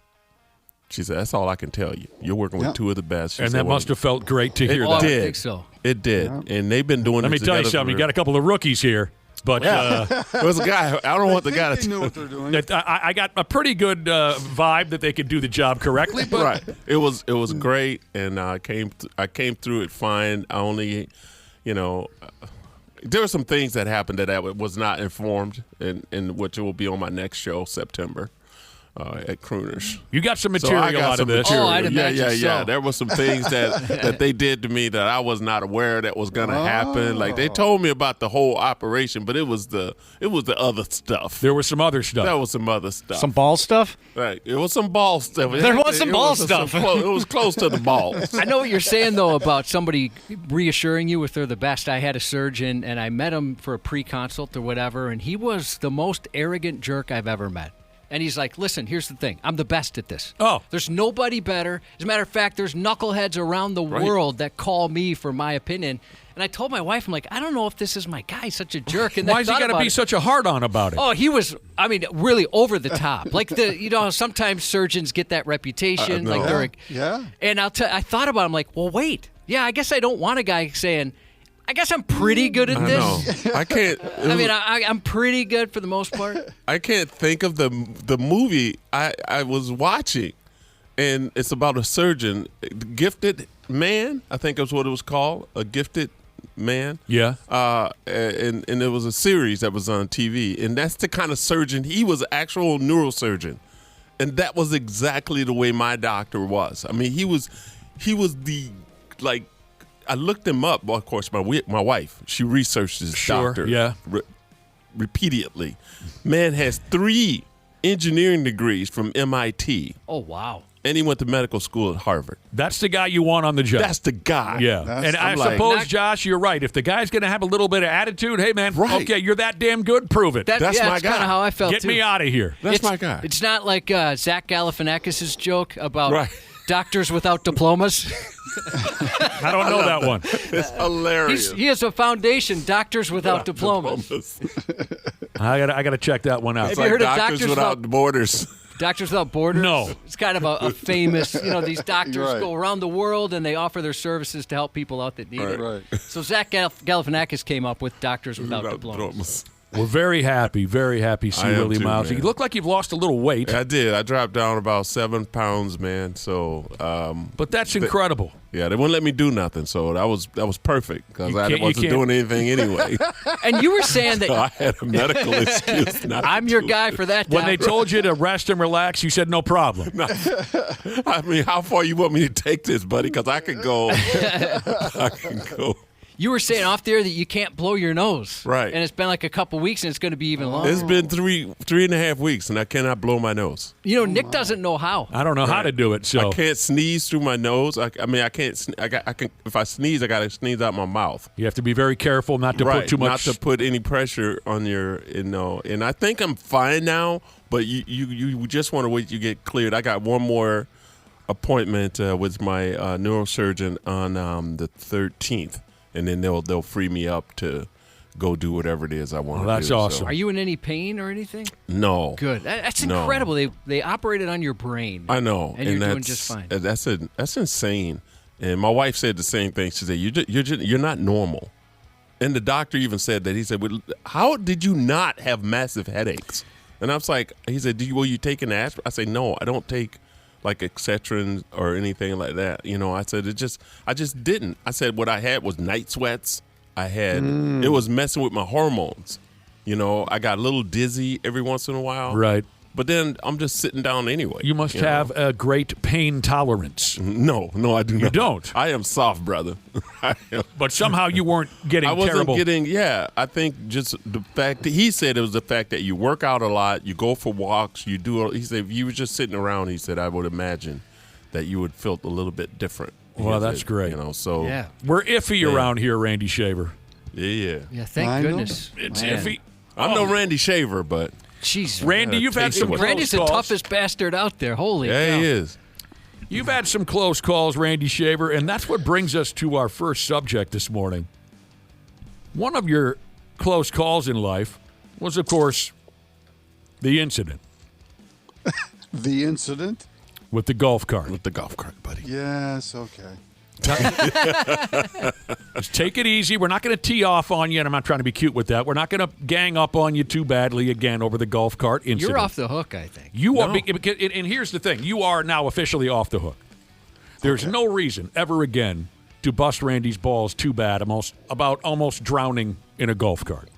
And drowning his cameraman. And drowning an innocent cameraman right. who was working for the television station for $6 an hour or whatever. Right. He almost killed that guy, too. And a $100,000 camera. Right. Yeah, I can't forget that. Yeah. Ooh, spendy. There is a friggin' couple of golfers who are lucky to be alive. I don't think there's video of this happening, but there's video of the aftermath, correct, Cubby? Mm-hmm. It's on 93x.com, by It's on our website. Here's where you are smooth off the hook, Randy. Couple of golfers playing at a golf course in Missouri. Mm-hmm. They drove their golf cart off a cliff. Oh, my God. Dropped 50 feet into a body of water below, and both of the sumbitches have lived to tell the tale. There was some kind of a gate or a fence that was supposed to keep them from careening off this. It was like a bridge, wasn't it, Josh? Yeah, that's what it looked like. It was like this is a beautiful. Between like a couple of mountain peaks, basically. This is some beautiful course designed by Tiger Woods when he wasn't on dope, I would imagine. In Missouri, Payne's Valley. Have you heard of Valley. it? Payne Valley? Yeah. Interesting name when you Absolutely. consider what happened. Been there. Great golf course. Oh, you Any have? golf course yes. I play is Payne Valley. You have emotional pain when you. So, sure. see, Willie, have you driven over this bridge? No, I haven't. Okay. This But- is supposedly some just highly sought after portion of this golf course. I could see It why. is. It's There's beautiful. 2 courses there, and I played the other one. Oh, okay. So that's Like Josh said, there's like these mountainous peaks and a bridge that connects. yes. So the boys I know the they're in place. the golf cart. They're going across this bridge. They somehow went off the bridge, squeezed through this portion of fencing that was supposed to keep them on. They And go rock. down into the water. There's a curve coming down this hill, and I know they were coming down it like smooth fast. That guy's no longer allowed to drive a golf cart, I'd imagine. Is there any chance these guys were drunk and effing off? Yep. I would think so. Okay. 100%. I was trying not to come to that conclusion right away. But it is golf. A lot of folks like to get effing hammered out there. Mm-hmm. You think they... Nobody would drive into a pond in a golf cart while sober. No. No. All right, Josh. 50 effing feet. Oh, I forgot Randy. Yeah. Yeah. All right, Josh. Who said I was sober? It was only 8 o'clock in the morning. Right. Like I said, there's video of the aftermath with this golf cart in this, they call it Lunker Lake, is the body of water that they fell into 50 feet down from the bridge. Right. Wow. There's video of the golf cart sitting there with their clubs and bags everywhere. Rescuers, cops, and whatnot were called to the scene, and these 2 peckerheads were swimming their way across Lunker Lake to save their lives. They made it. That's one of those where I'd be scared to look, thinking these guys are dead, and in a gross way. I can't believe they survived. Well, they dove back in to go back and get their stuff. Did they? They their got wallet, out, their and then phone, they got all back. Yeah. So they're diving down to the bottom to Trying to grab their stuff. Oh, I didn't know they went back in. Yeah. I don't think I'd go back in. I think I'd still be shaking. Yeah. Yeah, and then they were mad at the guy that was filming. A guy rolled out, started videoing me. The guy was getting picked. He's like, dude, this is great footage. Oh, I didn't know that. So they were mad. He's being a jerk. Well, they don't want to be all over the internet looking like jabronis. Yeah. It's too late. It is all over the internet. Oh, Everybody's filming at all times. Right. Oh, yeah. Like, buddy, you're not the only one on the course. I wasn't aware of that, so they got sensitive to the idea of them becoming public knowledge. Yeah. Can you imagine growing up the way we grew up and having somebody filming at all times of the stuff that we did? Nope. We are very lucky. I mean, that when I think about my life right now, that is the number one thing I am so grateful for, that there wasn't anyone around Yeah. filming stuff when I was in high school and in college. Not just that, but people who grew up with social media and then years later, jobs are looking for what did they post? You know, athletes. gosh. We've heard Yes. stories about athletes. So Oh, they posted something yeah. 20 years ago that's getting them in trouble now. Yeah. Right. You know, when you're dumb. You back in the day, you're just young and stupid, don't get it. You're damn right, Randy Shaver. A lot of us wouldn't be here if there were video cameras everywhere when we were kids. I'd be here, but I would be like, I don't know, maybe in jail. Well, that's what I'm talking about. We wouldn't be doing what we're doing right now. 100% of it caught a case for sure. It's just Yeah. so terrible. If there was social media when I was a junior high kid, I would have been in juvenile hall before you friggin'. Yeah. It is so different. Like, if you have kids now, you're having conversations your parents Right. never had with you. You never had to think about For sure. something like Right. Right. Well, like and a lot of kids, like, they own themselves. You know, we've talked Right. about how many cops have said before. That's why sometimes I think cops invented social media, because these guys will, like Dr. Andrea, our vet. Some people stole her vehicle, and they videotaped it and put it online. Josh, didn't you once have to have a conversation with a kid about, hey, maybe don't take a picture of your penis and send it to everybody? Yeah, you know, I could see the humor. Our dads didn't have to give us that talk. No, it wasn't a sexual thing. It was a prank on a teammate. Hey, Right. look where Right. my balls are. Look where your hockey stick is. Right. And that led to police involvement for a little bit. 100%. So next time, Randy Shaver, someone busts your chops about the incident where you drove a golf cart into a pond, just say, hey, dickhead, pull up Payne Valley. Pull up Payne Valley, Missouri, and tell me what you find. Actually, the only time it comes up is about the time of my golf event. And, Yeah. and I'll get one or two, as you call them, jabronis, to bring it up to me. But other than that, I do love that they commemorate it. You know, with the sign Right. and they everything. do, yes. I bet people love seeing that. You're legendary, Randy. No That, kidding, yeah. You know, sometimes you just gotta own what you own, bro. Yeah. There's a few of our listeners now who have texted in who, like C. Willi Myles, have played this Payne Valley golf course in Missouri, and they know this bridge, and they know that 50-foot drop down into the lake, and they're all saying, I can't believe these friggin' guys lived. Right. Just looking at the incredible. pictures, you can't. It's incredible. I'm not even scared of heights, but that looks kind of scary going is. across that little What did bridge. no, God dang it, I threw it away. Where's the story? Because there was some further statistics in here about how many injuries, Josh, maybe you have it in front of you. How many people go to the hospital over golf cart crashes and injuries? 15,000 people Yeah. for cart-related It's crazy. injuries. I know somebody who was in bed for a year because they had to replace their entire back, basically. The back was broken. Now, was There's he people that effing? died. Was he effing off? No, he was a passenger, but the driver was. The driver was incredibly drunk. How many people every year die? You have it in front of you? I don't have die, but cart-related injuries, 15,000. Well, they also had a death number in there. 600 on an annual basis. 600? That's what it says. It's crazy because I go to Arizona quite a bit, and sometimes when my friends aren't out there, I get to golf with people I don't know. And this is a true story. I'm playing this course down in Chandler called the Palm. It's a great golf course. I'm riding with this guy. I mean, we're playing 8:30 in the morning. This dude is already 8 beers in. Hey, I mean, what's happening in your life? Right. You know what I mean? What's going on in your world where you already 8 beers in at 8:30 in the morning? Hey, Big Al, are you listening? Oh my God! And I'm telling you, we coming around the curb. He came off the sidewalk a couple of times, you know.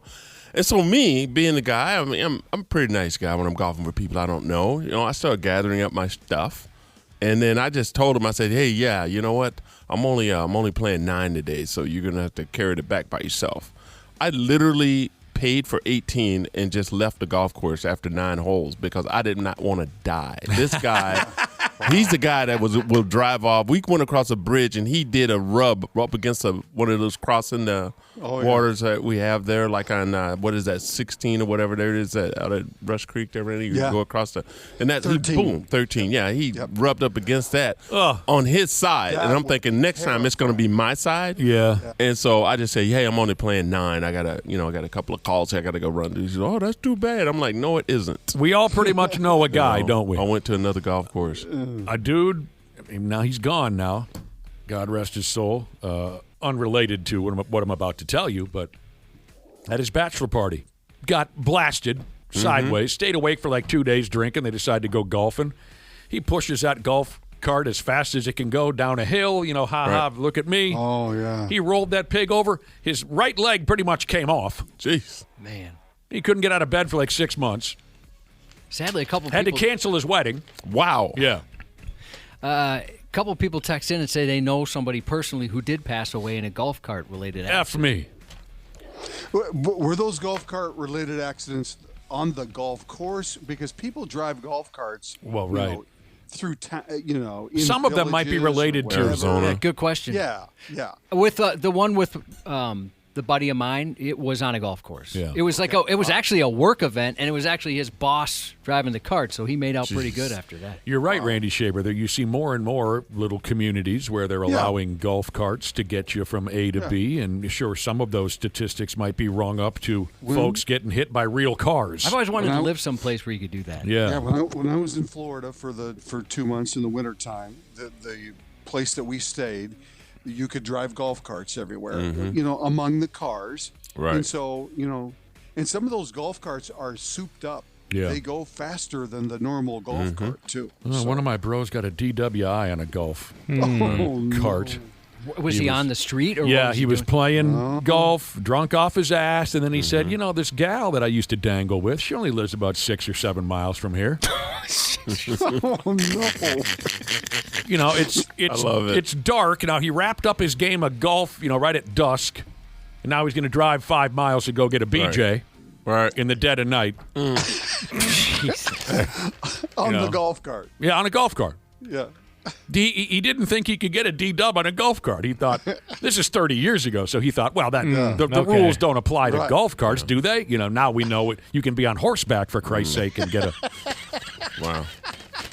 Well, back in the day when I lived on the Wiles golf course, we used to have, there was an accident almost maybe 4 or 5 times a summer. The carts. And a lot of it was on hole number 6. Because it's a downhill, but you come off the fairway, off the grass, and then you head to the sidewalk, to the cart path. Sure. Yeah. And they would come down, and everybody would come down and slide off the grass and hit the cart. That was the fun, yeah. Yeah, that's what they did, and try to slide off the grass and hit the cart path. Right. And then the wheels would lock, and then they would flip over, and there was a ravine. Oh, no. Every single summer, they were digging a cart out of that ravine. Go rolling down into rolling down the ravine. And a guy did that one time and ran the cart girl, off the curb. Jeez. And the whole cart girl rolled it over into the ravine. She was okay. I think all of you should stay off the golf course. Yeah, there's a lot of weird. A lot of drunk guys drive carts on the golf course, and I don't say that disrespectfully. I say that like matter-of-factly. Yeah. More anxiety than Hair Jesus has a buddy who got a D-dub on a riding lawnmower. Yeah. Wow. They do that now. They do that. And, sometimes you don't even have to be in a golf cart to have a near-death experience on a golf course. Exactly. One of my pals who's been working at a local golf course for years and years and years has this great story about an old-timer who was on foot out there. And his ball went into some mucky, muddy, swampy, and he walked out there to fetch the damn thing. This is an older guy, and he's got a few pounds on him. Well, he just sunk. It was like that old episode of Scooby-Doo where they get trapped in the quicksand. Oh, no. Yeah. He gets up to about his balls in this muck, and he can't get out. He can't move. He's sinking more and more. They had to get the fire department out there and wrap some ropes around this poor bastard and pull him out. Jeez. Of course, everyone at the golf course gathers around this now. Oh, yeah. So, yes, thank you, everybody, for coming to watch me be. Yes, I'm the fat old guy that can't get out of the mud. Thank you for showing up. Put those phones away. Quit filming me. All right, so yes, see Willi Myles in studio with us, returning from his major surgery. If you're just tuning in, Ashley has returned. Speaking of the health of this program being iffy, we're so happy for Ashley that things have improved with her situation. She is back. Right now she's taking a little breaky break. She'll be in her chair here shortly. So things are looking up. Good. Ashley's back. All right. So, this is pretty much how it goes for the United States dudes. Wait a minute. One yes, second. Randy. Is Dana in today? He's here. Dana's here. Yeah. I'm here. Dana's feeling all right. Are you feeling all right? I'm physically here. I don't think I'm emotionally or spiritually here. What's wrong? Oh man! I think about the topic you're about to get into. Oh, it's got you that devastated? Oh yeah. Oh, they're not your favorite team, are they? No, I don't have a tattoo the size of a softball on my leg of their logo or anything. Oh, I didn't know you had a tattoo the size of a softball on your leg. Oh, for the U.S. team? Yeah. Oh, I thought there was a British team you liked better. Well, then tell me if I have this summed up properly. Mm-hmm. Every few years, the U.S. club gets involved in this World Cup tournament. Yeah. And folks are like, the what cup tournament? The World Cup? And the people say, well, I'll check it out, right? And then the U.S. dudes win a game or two, and a few more folks here in the States say, okay, cool, I'll jump on board with this. So when do they play next? And then right when they really get a crowd of people suckered into treating them seriously, they lose. Lukaku on the loose ball scores. Romelu Lukaku. And now they will ride momentum down to Los Angeles Friday afternoon for a showdown with Spain in the World Cup quarterfinal. Am I close in my summary of the recent history of the United States men's soccer program? Well, yeah. I mean, they always crash out of the tournament at some point, but Yeah. it's usually not as embarrassing as it was last night. Is Belgium that good, or is it just that bad of a performance? It was that bad of a performance. They looked like they didn't even know what they were doing out there. Like they were That was kids playing really for. incredible how bad they look last. Just from the start, I was like, is this the first time these guys have ever played together? They're boys- just so disjointed. They had all these eyes on them last night. Mm-hmm. A primetime World Cup game against, what'd you say, Bulgaria or something Belgium. like that? Belgium. And they got blasted right out of the ballpark by a final of 4-1. I was one of the brand new people who tuned in. Yeah? So let me ask everyone, because I'm sure every last swinging D has more experience watching soccer than I do. So let me ask you, what in the hell were the boys doing when they gave up that third goal by Bulgaria? That was embarrassing. That looked like a fifth-grade soccer team after they had all just tried psychedelic mushrooms. Mm-hmm. Josh could have done better than that, and he's the worst athlete I've ever seen. 2 days in a row. What did I do? Although Coach always did say my biggest contribution was making the other team feel better about themselves. Hey, somebody's got to do it. My specialty was accidentally in the way guy. That was kind of my role. It was a situation last night where the U.S. goalie was out to damn near midfield. So it's 2-1 Bulgaria at this point, right? Mm-hmm. The U.S. goalie, he goes out to damn near midfield. He acted as if he was going to kick the ball, and then he decided not to kick the ball. So a dude playing for Bulgaria said, hey, look, I'll kick the ball if you're not going to. And he kicked it into the U.S. net. Yeah, that's essentially what happened. He froze. And there was even one more U.S. player who could have stopped the ball from going into the net, but suddenly that dude's motor skills shut down. And, that was friggin' stupid. Yeah, he was all turned around, and he almost got a piece of it. But, yeah. So that's it. Now we can all stop pretending now, and the boys can go home. That's about it, yep. Yeah, that's too bad. So you don't think they just tanked that game? Why would they tank the game? I don't know. Oh, You know what? That was just a question. I'm asking questions. Sports betting?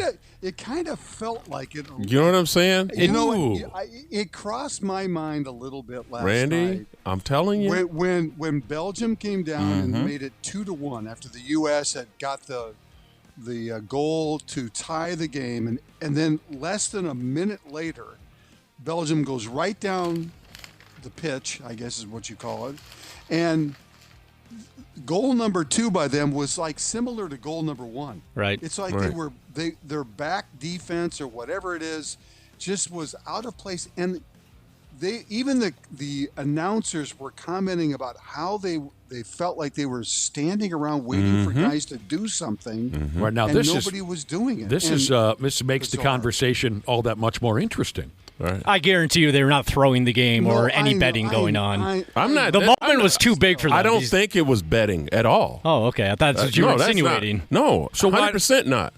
So then why did they throw the game? I don't know. Oh. You have to ask them. That because you don't look Dana, you've watched them. You know this team.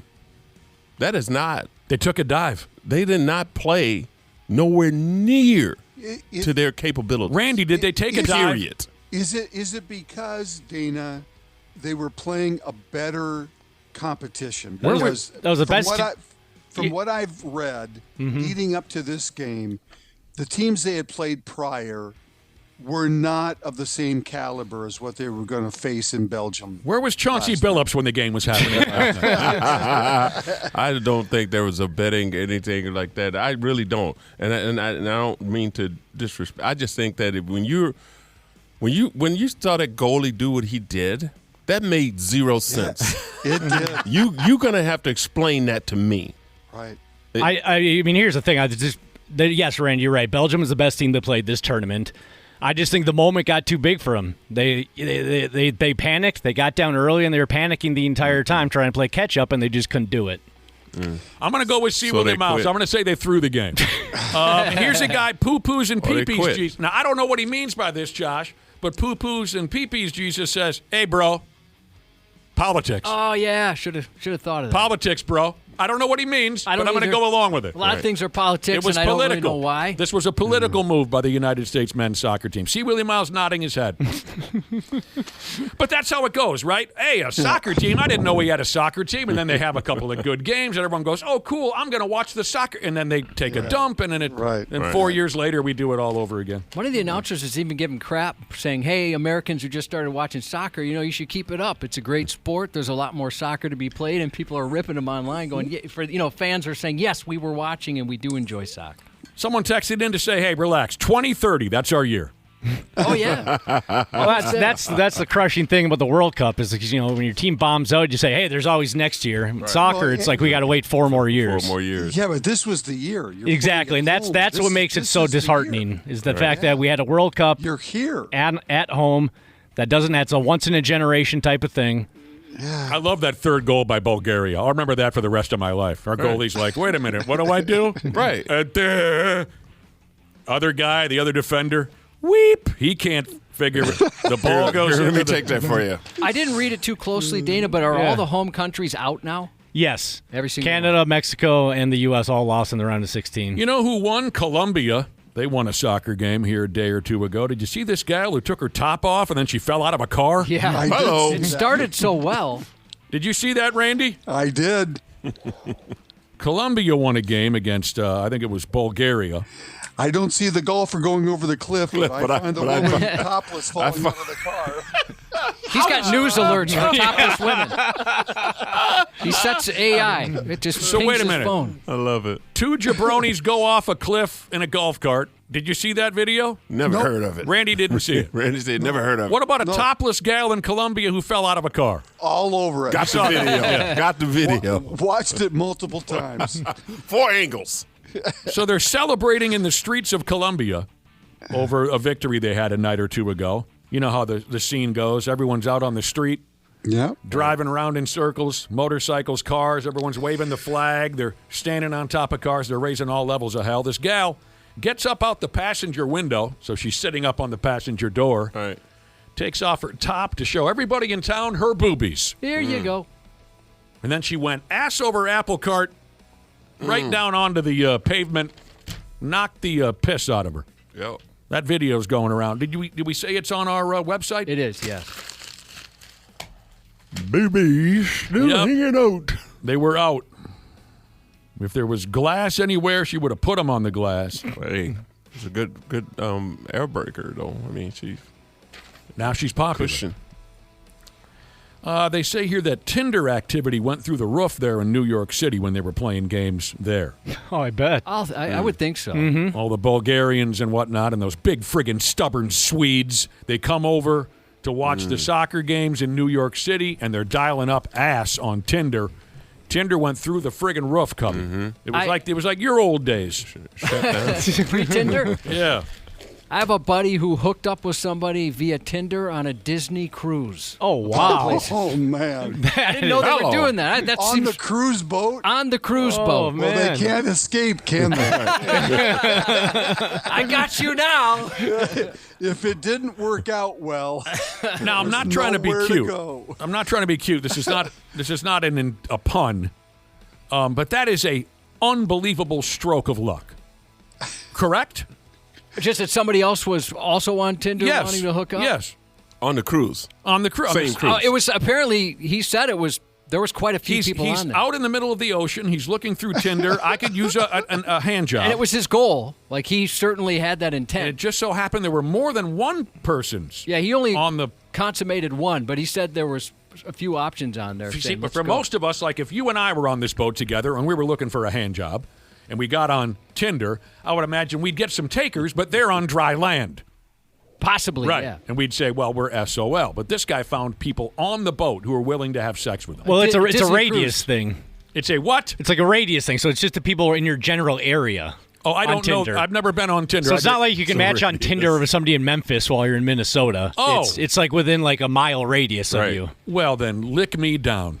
Oh, sorry. I thought you understood that. Yeah, No, so it's just like, hey, I'm close. You want to I did not do know something that. about this? I did not know. Even though we're on a Disney cruise? You're basically sharing the same radio tower. Mickey's going to film it. A Disney cruise. Oh. Yeah. That's why it gets shut down so much. Because if you got a convention, only so many people in a spot. I didn't know it was like that. Ashley, were you aware of the Tinder radius technique? Yeah, it's like that for like all those kind of apps. How far away did they come from? I don't know. I never used Tinder. Oh. Ashley's back in the building, like I said. Hey, I promise Ashley. she'd be back. I did have like something. I think me and my husband like messed up our radius when we were using Hinge because for some reason we got matched and we were like 50 minutes from each other. I was like, 50 or 15? 50. Oh, Jesus. Wow. Okay. I was like, what'd you have yours set at? That was and he was meant like, to not be. that far. I was like, me either. What the heck happened here? That was meant to be. Yeah. It's the love of it Divine like intervention. Yeah. Which is the proper way to go when you want to say yes, right or left? Right. Dad, my only experience with Tinder is one night me and a bro were sitting at the Wayzata Legion, and another one of our friends got up to take a piss and left his cell phone open. Hello. He left his cell phone open on Tinder while he went to take a squeege. So my buddy said, we're going to get this sumbitch laid, and we swiped left on like 3,000 girls in a row until he came back from taking a piss. Did I explain that you properly? Swiped left or swiped right? Right is the to accept. positive one. Okay, yeah, the right. Okay, we swept right. positive All right. one. Obviously, I know nothing about Tinder. A friend of mine. Can't even tell the Tinder story. You're new to Tinder. Yeah, I am. I'm brand new. Your profile is incredible. I'd sleep with you. You have a wonderful profile. A friend of mine's neighbor got divorced and immediately got on every dating app out there, including Tinder. And he was kind of showing us how it worked. It was new to us. My friend and I both were married before this was a thing. And he basically didn't swipe left on anything. Mm-hmm. I'd imagine there's plenty of guys out there saying, I'm not swiping left. He said yes He to said everyone? yes to every single thing. That's a that common came through. technique, just casting that wide net. The Twins are playing at home tonight against the Cleveland Guardians. Spurs to 3. Yeah, they suck and everything. The poll ads have ruined everything. The Twins are red hot, coming off 3 series victories in a row. Yeah. Now there's talk that Byron Buxton might be thrown on the injured list. Now there's talk that he might miss the All-Star game, this and that. Well, that's too bad. Yeah. Did anyone see video of this pitcher that the Twins have recently picked up? They say he's got the best name in the bigs. His name is Woo Suck Go. Whoa. They say that's the best name in the business. I'll go along with it. Woo Suck Go. The Twins recently got him from Detroit. 27 years old. Hasn't had a whole hell of a lot of luck lately, obviously. The Tigers said you're free to go play for the Twins. You suck. Go. Go, yeah. There you go. Woo suck. But I saw some video of this kid. No, 25 years old. No, maybe I was right the first time. Anyway, I saw a video of this kid. He looks like he's got great potential. I don't know if you can find the video I had. He performed very well in the, what do they call that international tournament that they have now again? World Baseball Classic. Yeah. I'm just saying. I'll just close out with this. Keep an eye on this Suck Go character. The best name in baseball. He looks like a legitimate pimp to me. He does. Yeah. I'm just saying. Keep an eye on him. Yep. Sits on babies' sheezes. What's that, Randy? I'm not sold on that. If you're on the waiver wire at this point in the season, and the Detroit Tigers, who could use more pitching than any team in the Central, right, let you go. chances are you're not very good. No, of course. Chances are you're garbage. I'm just saying keep an eye on him. That's all. I'm not sold on Dick. Sits on baby's she's has texted in. She's going to the game on Friday, and then she's going to the AEW wrestling match at Target Field right afterwards. Ah, that'd be so fun. Wow. We won't be able to go because that's the night of our post-Independence Day booze cruise. The two pitchers in the Twins game tonight, Taj Bradley and Joey Cantillo, they have exact same number. It's scary. They're both 7-3. They have the same ERAs. 3.86. Really? They've pitched about the same number of innings. They've given up about the same number of hits. They've walked about the same number. Each has given up 12 home runs each. It's like looking in the mirror. There's just identical pitchers going into tonight. Just get married already. You rarely see that. Two young guys who are having pretty good years.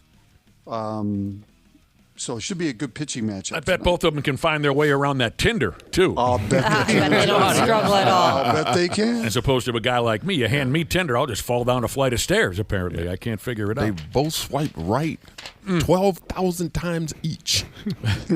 I do get a kick out when I've seen my buddies at the bar just sit there and just go. It's like their hand is moving as fast as possible. They're not even looking at the pictures. They're just swiping right on everything, just hoping to get lucky. Well, you got to be careful if you're holding your phone in one hand and you're having that hand motion with the other. People are going to get the wrong idea. Josh, do you want to play for Randy and C. Willi Myles? You want to play him our latest post-Independence Day Booze Cruise theme song? Oh, yeah. Just give me 1 second. The motto this year is let's be adults about this. We're all grown-ups.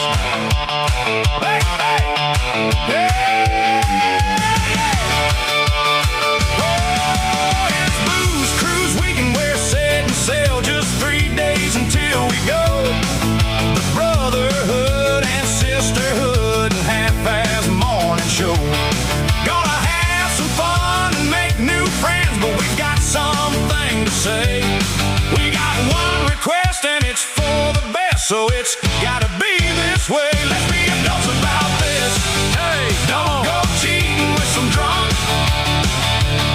Keep your dignity and virginity and don't expose your junk. Let's be adults about this.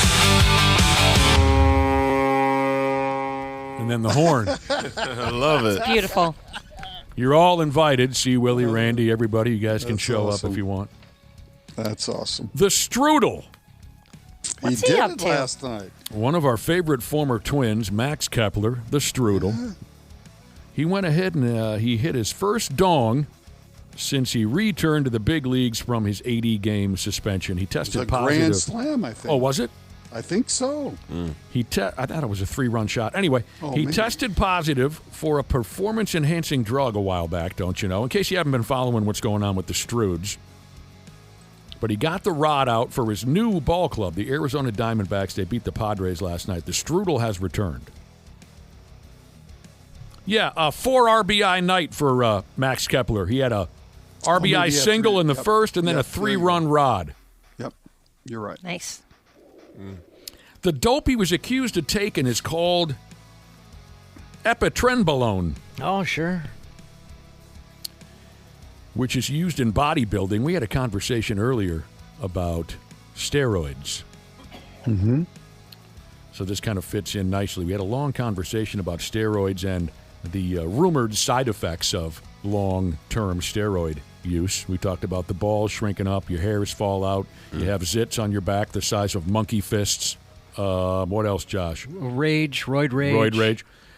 What Kepler was on was called epitrenbolone, which is used in bodybuilding, and it's also been used, C. Willi Myles, to promote cattle growth. Cattle growth.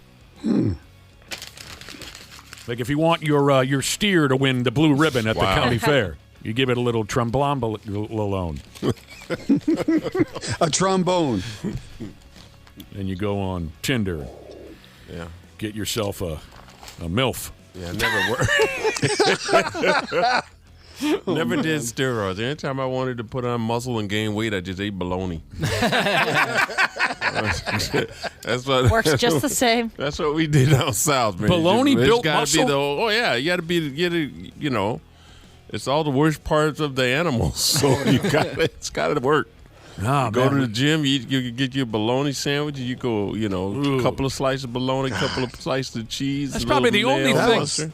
Oh, man. Probably the only thing I'd enjoy about being incarcerated is the bologna sandwiches. I grew up on that. Yeah, me too. That's the best, isn't it, Randy? Cheese. Oh, my God. Cheese with the that government bologna cheese. sandwich. Oh, government cheese. Look, I was at my Hy-Vee, my grocery store in Savage. And I say this with all the compassion in the world. There's a couple of brothers that work there. And one of them works in the meat department. And if I walk by here, go, bruh, we got some fresh bologna up in her. Good. That's how he said it. I got some fresh bologna. You had a hookup. I was like, come on, man. With the red ring around, he go, bruh. It's the real red deal. Ring. I love that. I said, give me a couple.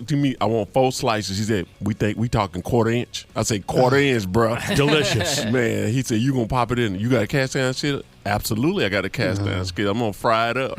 What is it about just a couple of slices of bolognas and a couple pieces of bread that can bring so much joy? Joy. It just does. Whether you're 2 or 102. I'm with you, boys. I love a good plain old. I remember when I was a kid, I went over to a buddy's place, and his mother said, "Can I make you boys some lunch?" And we said, "Absolutely. We're young kids. We could use something or another to eat." And she said, "How about bologna sandwiches?" And we said, "Yeah." And I said, "As a matter of fact, that's my favorite. I'd love a bologna." And the lady comes back, and she had the bread and the bologna and the cheese, but she also had like lettuce and onion and mayonnaise. Right. And I said, "What are you, a communist?" Get that. Get all this garden crap off of my bologna sandwich. What are you? Where are you, a Martian?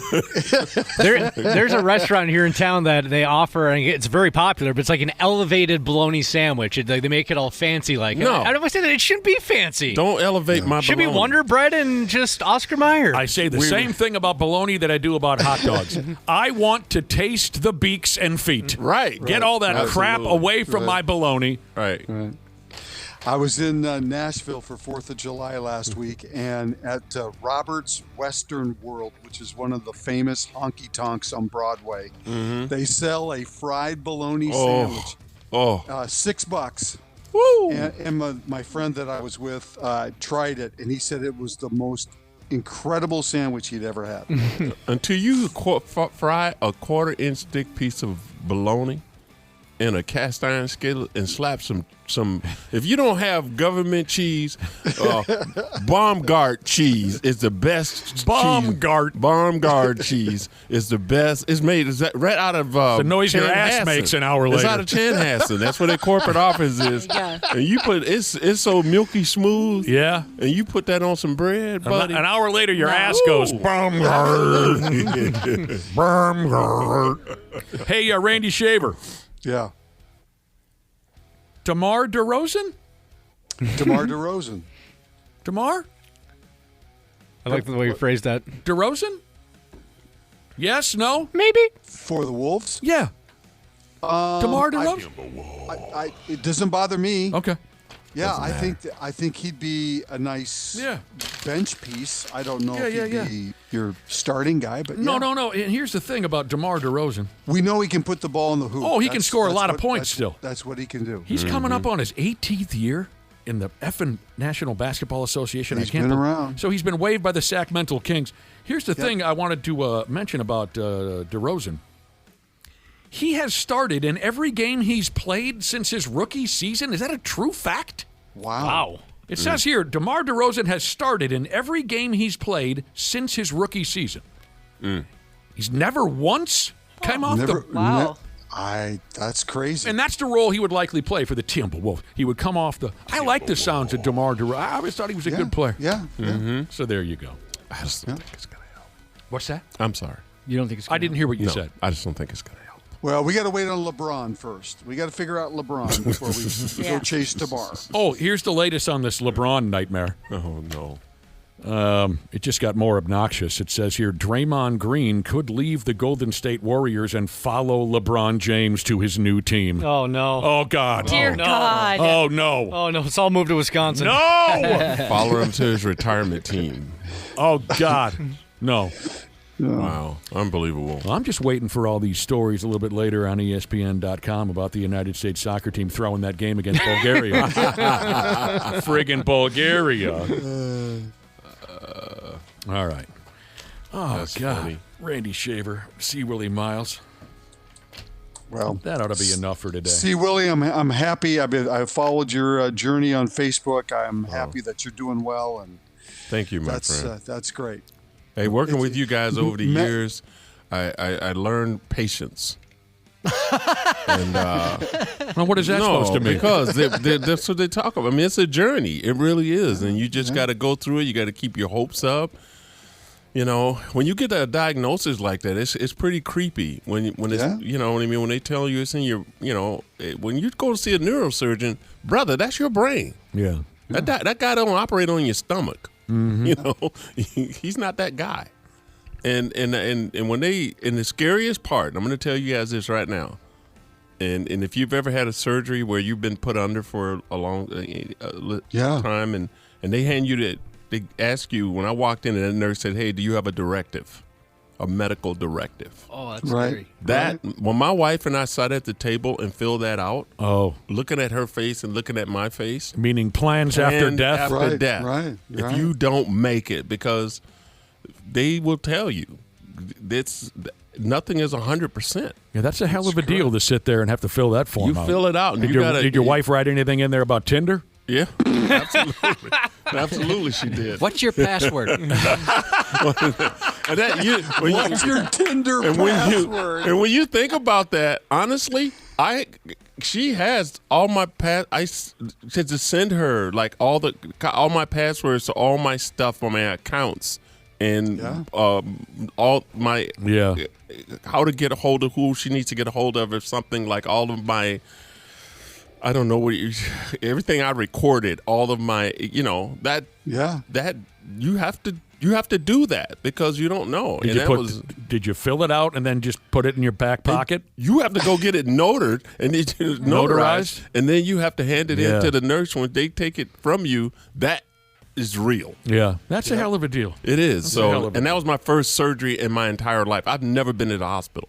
That was my first time, and it was the work on my head, and that was a crazy scary. opening for that. I've been to the hospital, right? You know what? You think I'm going to go in? Can y'all just start with what is that thing they take out you don't need? Appendix. Your appendix. Yeah. Can you just take that out first?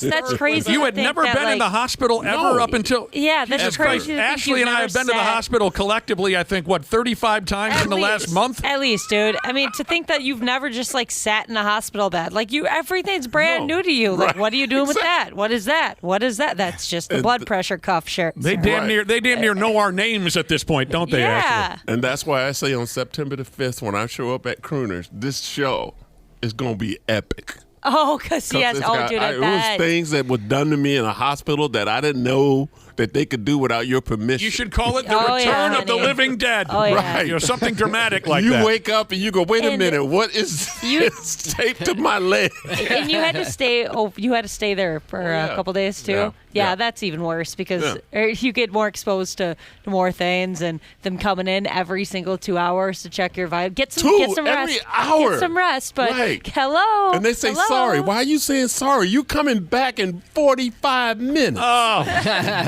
Just leave me alone. Right. Well, we're all upright at this point. Right. Yeah, we're all upright at this point. Let's try to keep it that way. Thanks, Randy Shaver. You bet. We'll talk to you tomorrow and see Willi Myles is going to stick around. We'll have some more laughs, hopefully, in a few minutes. 93. Air conditioning. The love of my life. Uh-oh. That doesn't sound good. What's going on, Habs podcasters?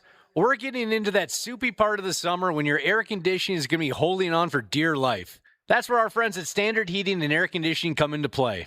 If your AC is out, you shouldn't have to wait. Standard prioritizes homes without cooling, so they got your back. With over 70 trucks on the road, they're ready to make you comfortable fast. Ah, that's better. Schedule now at standardheating.com, providing the comfort you deserve since 1930. Years of hard work, and now you've got pain in your back, your shoulders, your knees, maybe your joints. You need help. Randy Shaver here with the answer. Dave Bialke. He's got over 30 years experience in getting workers' compensation benefits for people just like you. Don't suffer. Call Bialke Law today, 763-571-2410, or go to bialkelaw.com. That's BIALKE law.com. And it spells relief for you. Half-Ass Morning Show, 93X. Oh, well, F me running. Welcome back to our little radio program, the 93X Half-Ass Morning Show, with world-class entertainer C. Willi Myles in studio. Good morning. The Snowman, we're calling you. The Snowman effect. The Snowman, if you were listening earlier, you get the joke. What a hell of a deal to have you back in studio, C. Willi, and Ashley as well. It's a good day. It is. It is. It's nice to see everybody again. Here's something now, as we continue on. Here's something for you straight-laced types out there. Like my life partner, Cubby. I mean, you're no angel, but I think you're damn close. For you straight-laced folks out there. Here's the deal. Things are changing with popular music. It says here, dirty song lyrics are on the decline. People aren't as interested in filthy song lyrics anymore. For cripe's sake, Josh, will you check on Steel Panther for me? Shoot, will you check out who does WAP again? I was just going to say, that's my theory, is that WAP was so filthy, everybody said, hey, there's no topping that. Let's just clean it up now, because let's just go the other way. Yeah, who was that sang that song? Cardi B and... Nicki Minaj, one of them? Nicki Minaj, yeah. Nicki Minaj. That was a year or two ago. They cut loose with that song, WAP, which stands for Wet Something. Mm-hmm. Turns out none that really matters was Cardi B and Megan Thee Stallion. Megan Thee Stallion, yes. Oh, it matters. I guess to some people, yes, it does. Yeah, if you're... Who's the other person you said? Steel Panther? An error? Oh, sorry. Kylie Minogue? She probably... Maybe she doesn't want to be... Or Minaj? Maybe she doesn't want to be associated with that. That's foul. Yeah. My son, some of the stuff he listens to, I have to tell him, don't listen to that kind of stuff, especially around me. It's it's just foul language. Filthy sexual rap Not lyrics? necessarily just sexual, but just, you know, just overly... Sometimes it's just mother effer this and mother effer that. Words that shouldn't be said, in my opinion. Okay. I mean, we've had many conversations on this program about the sexual innuendos that our favorite rock bands would just pound into our heads in the 80s. I mean, we've gone back and forth on that. So we're not totally unfamiliar. I've got very little experience with some of the really hardcore graphic sexual rap songs. I know very little about that kind of stuff. But it says here now, there's Spotify numbers to prove this. Explicit lyrics, dirty lyrics, people don't seem to be as interested anymore. It says here, what is this? Only 13% of Spotify's top 50 songs this year were flagged for dirty lyrics, compared to 74% in 20 and 18. That's a pretty friggin' massive difference right there. That's a huge difference. And I'd love to see, again, like I said, I'm mostly new to the really graphic stuff. I've never heard the song WAP. You guys have told me stories about it, and I know what it stands for. Yeah. But I've never listened, I don't think, to any really seriously filthy rap or we played you pop. Gilbert Gottfried. He read it, and it was very funny. We played that for you, but I don't know if you've heard the song. So I guess I don't know how bad it's become or how graphic it's become, but here's what's factoring in here, according to a couple of music journalists. They say there's a trend now for nostalgic, radio-friendly songs. And maybe you tell me, Josh, would this make sense? Everything is so out of control these days, it seems. Everything is so nasty and so mean and over the edge. The way we deal, everything from the way we communicate with each other to the world in general is so disgusting right now that maybe it's pushing people to go the other way. I think so. You're just looking for just to relax a little bit, just to an disrespectful. Escape. Yeah. People are maybe looking for some respect, the return of respect and decency. There you go. That's exactly it. Yeah. Decency. Looking for a little Luther Vandross. Like I grew up listening to that, and then like Silk. Like there was a group called Silk. You know, and they had this #1 song. Let me lick you up and down I know that till one. you say stop. I remember that one. Oh no, I remember. If you don't mind, see Willie. Right. And then it goes this way. Doesn't the guy say, "'Cause tonight, baby, I'm gonna get freaky with you"? I remember that one. Exactly. That's a song. Oh yeah, I remember it very well. An ex-girlfriend of mine from years ago. I used to sing that to her, and she would be so disgusted by me. Because I would get like the hips into it and everything. Right. You know, those are the only words I knew was that lick you up and down, and I want to get freaky with. I think that's the only part I remember too. Right. So, of course. Now, also they say, and this is interesting to me. They say that hip hop and rap are decreasing in. Hip hop and rap are not as popular as they used to be. Right. I don't know. I wonder if it's like country music now. It seems like more and more people I know are really into it. I mean, and you know, like certain artists are becoming country music artists. Post Malone. Well, and they're teaming up with rap. Or like you go country and you got guys like Shabuzi, and those guys are teaming up with a lot of country stars like Darius Rucker, Florida Georgia Line, all them guys. The music is starting to blend together now. Yeah. You know, sure. Yeah, for a while, it was like if you had a teen pop star, right. there was always a rap break in the middle of it. Exactly. That was the recipe for a hit song for many years. You're right. Exactly. The music business over the last 20 years, I would say for sure. Crossover after crossover. And what do you call it, Josh, when one person sings with another? There's another term for it. Duet? Duet. No, it's not duet. Oh, a collaboration? Something like that. There's a word in there. Well, you're not thinking a mashup. That's what I'm saying. Yeah, that's mashup. Because a mashup is more like taking two songs and putting well, then them together. forget it. Sorry about that. Yeah, that's what I was coming up. Because tonight, baby, I want to get freaky with you. Oh, the video, too. They're just grinding on each other. Check that out later when the show's over. Silk. And is it called Freaky?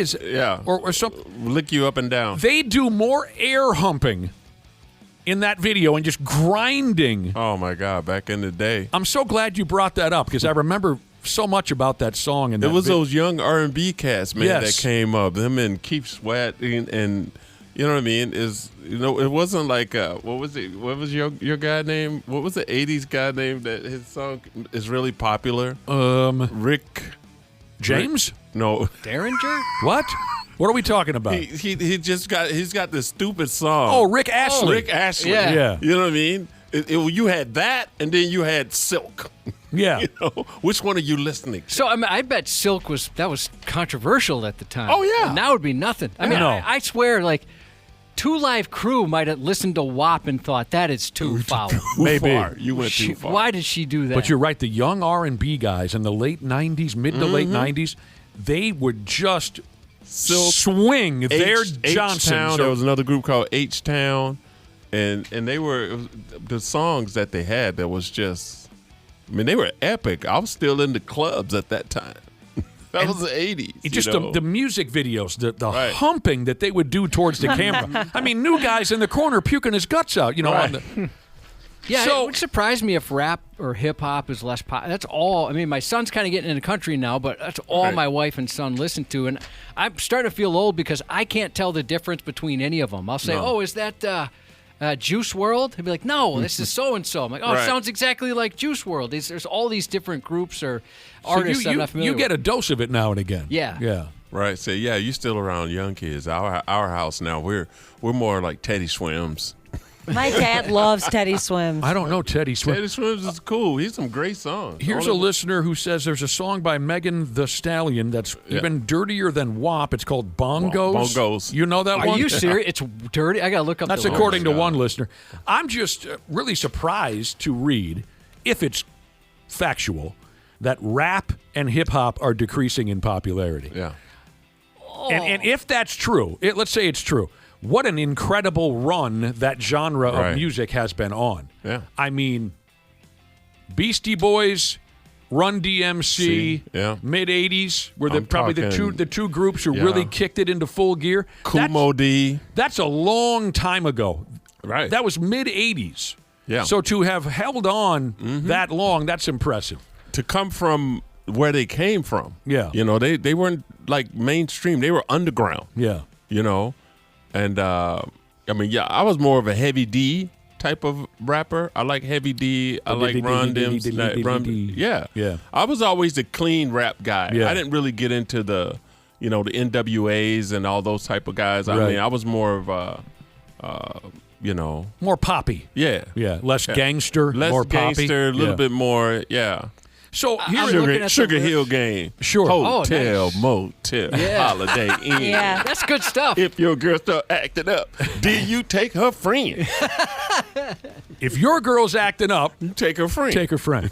I'm looking up the bongos list. Come on, our What? lyrics. Oh, it's beautiful. Is it worse than the WAP song? It's like- on par. Like I ride D like a pony. This poetry, Josh. word tight like a nun. What are you doing? Are the bongos in reference to her ass cheeks? I don't know. Are they? I would Really? think That so. or Okay. boobs? I don't know. I can't really tell. These are the cheeks.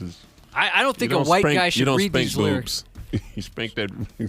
I mean, really, it says here, and we got to take a break, but we can come back to this. Dirty song lyrics, I guess, aren't as popular as they used to be. And rap and hip-hop is decreasing in popularity. Here's the one final stat here. Back in the late 2010s, rap accounted for more than 50% of Spotify's top 50 chart.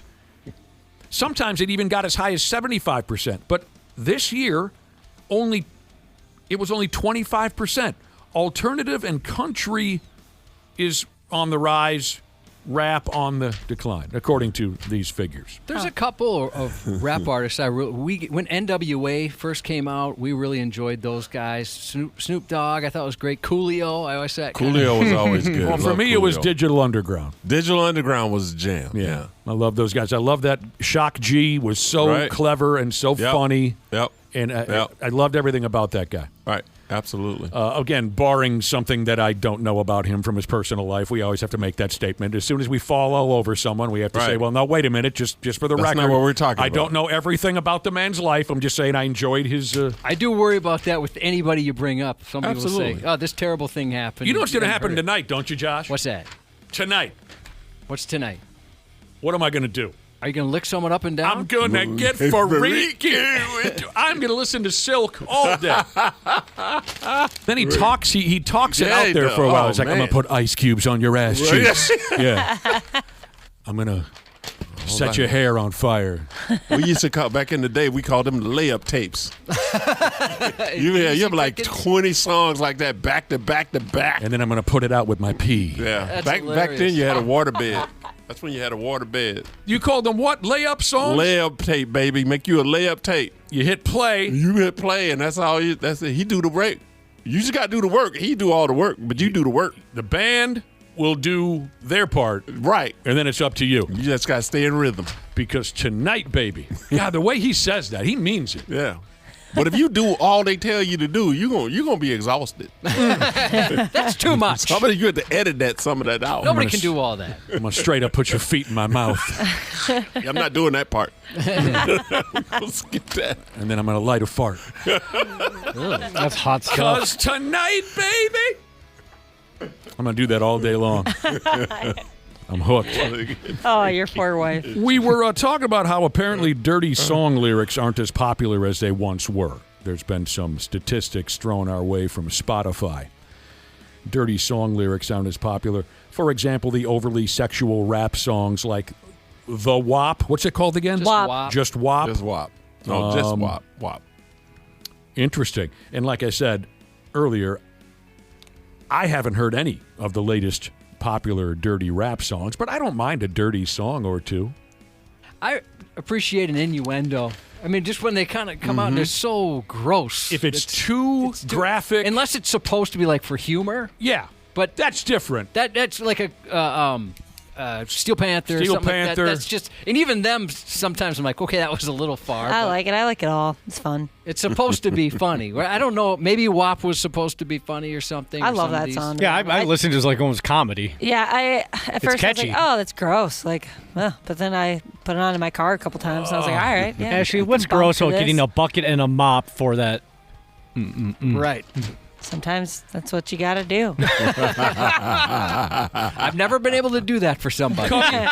Josh, what do you suppose your wife's layup song would be? Where if you put that sumbitch on the cassette player, you know she's going to be ready for you to Porky Pig her into next week. Oh, there's three things that certainly anything by Prince. All right. Just turn on KMOJ or BET, and she's gonna get ready to go.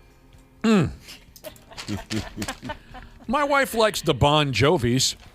That gets her going. Maybe if I put on a Bon Jovi song or two. Mostly light rock. Isn't that something? See, Willi Myles? Right. It's come to this now. I'm bumping to light rock.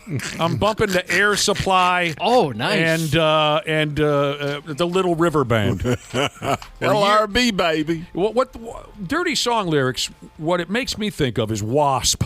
That's the first band that comes to mind because of 1984. They came out with the song Animal, ... F Like a Beast. And that was my memory as growing up a hard rock fan. That was, I know I'm probably missing something, but that was the first heavy metal band that said, we're just going to straight up say the F word and you're going to have to deal with it. And it became very controversial, and it created that whole PMRC situation, Josh, where rock bands were having their records labeled for explicit lyrics. That was the first one I could remember. Wasp, Animal, F Like a Beast. Probably missing somebody, but that's all. My wife would be like something on the line of Babyface. She loved Babyface. Oh, yeah. Yeah. Whip a pill. Whipper pill? Whip a pill. Whip a a pill. pill. What does that mean? Appeal. Like APPEAL. Oh, I'm sorry. Oh, appeal. You Oh, got gotcha, that gotcha. Whip a pill. Whip a pill. I thought you were Yeah. saying whip a pill, like I'm Yeah. throwing an aspirin at you from That's across right. the Right. room. No. Whip a pill. That's about your game. You know, your real game. Yeah, Cubby, you When think you got at that one, whip a pill. you think at one point or another I might have game? Oh, you got game. You think I've got Yeah. game? Yeah. You got game. He got game. We got game. Oh, wow. Whip a pill. Dirty lyrics will never go. I hope They'll not. never go away I like 'em. altogether. Yeah, we still got to have some filth. Yeah, I Every once appreciate in a the- while. More the clever ones, I think, are. Yeah, right. you like More it to be a palatable. little more. You know, like pour some sugar on me. Well, Right. now. What does there he you mean go. by that? What Whoa. in the living hell? Thank you very much, C. Willi Myles, and great to see you back at It's 100%. great to be back, man. Glad Appreciate you're it. Miss healthy. you guys. Thank you very much for having me. Happy birthday to Jacob and Alex from Aunt Katie. And again, so good to have C. Willie and Ashley back with us. 93X. Air conditioning. The love of my life. Uh-oh. That doesn't sound good. What's going on, Habs podcasters? We're getting into that soupy part of the summer when your air conditioning is going to be holding on for dear life. That's where our friends at Standard Heating and Air Conditioning come into play. If your AC is out, you shouldn't have to wait. Standard prioritizes homes without cooling, so they got your back. With over 70 trucks on the road, they're ready to make you comfortable fast. That's better. Schedule now at standardheating.com, providing the comfort you deserve since 1930.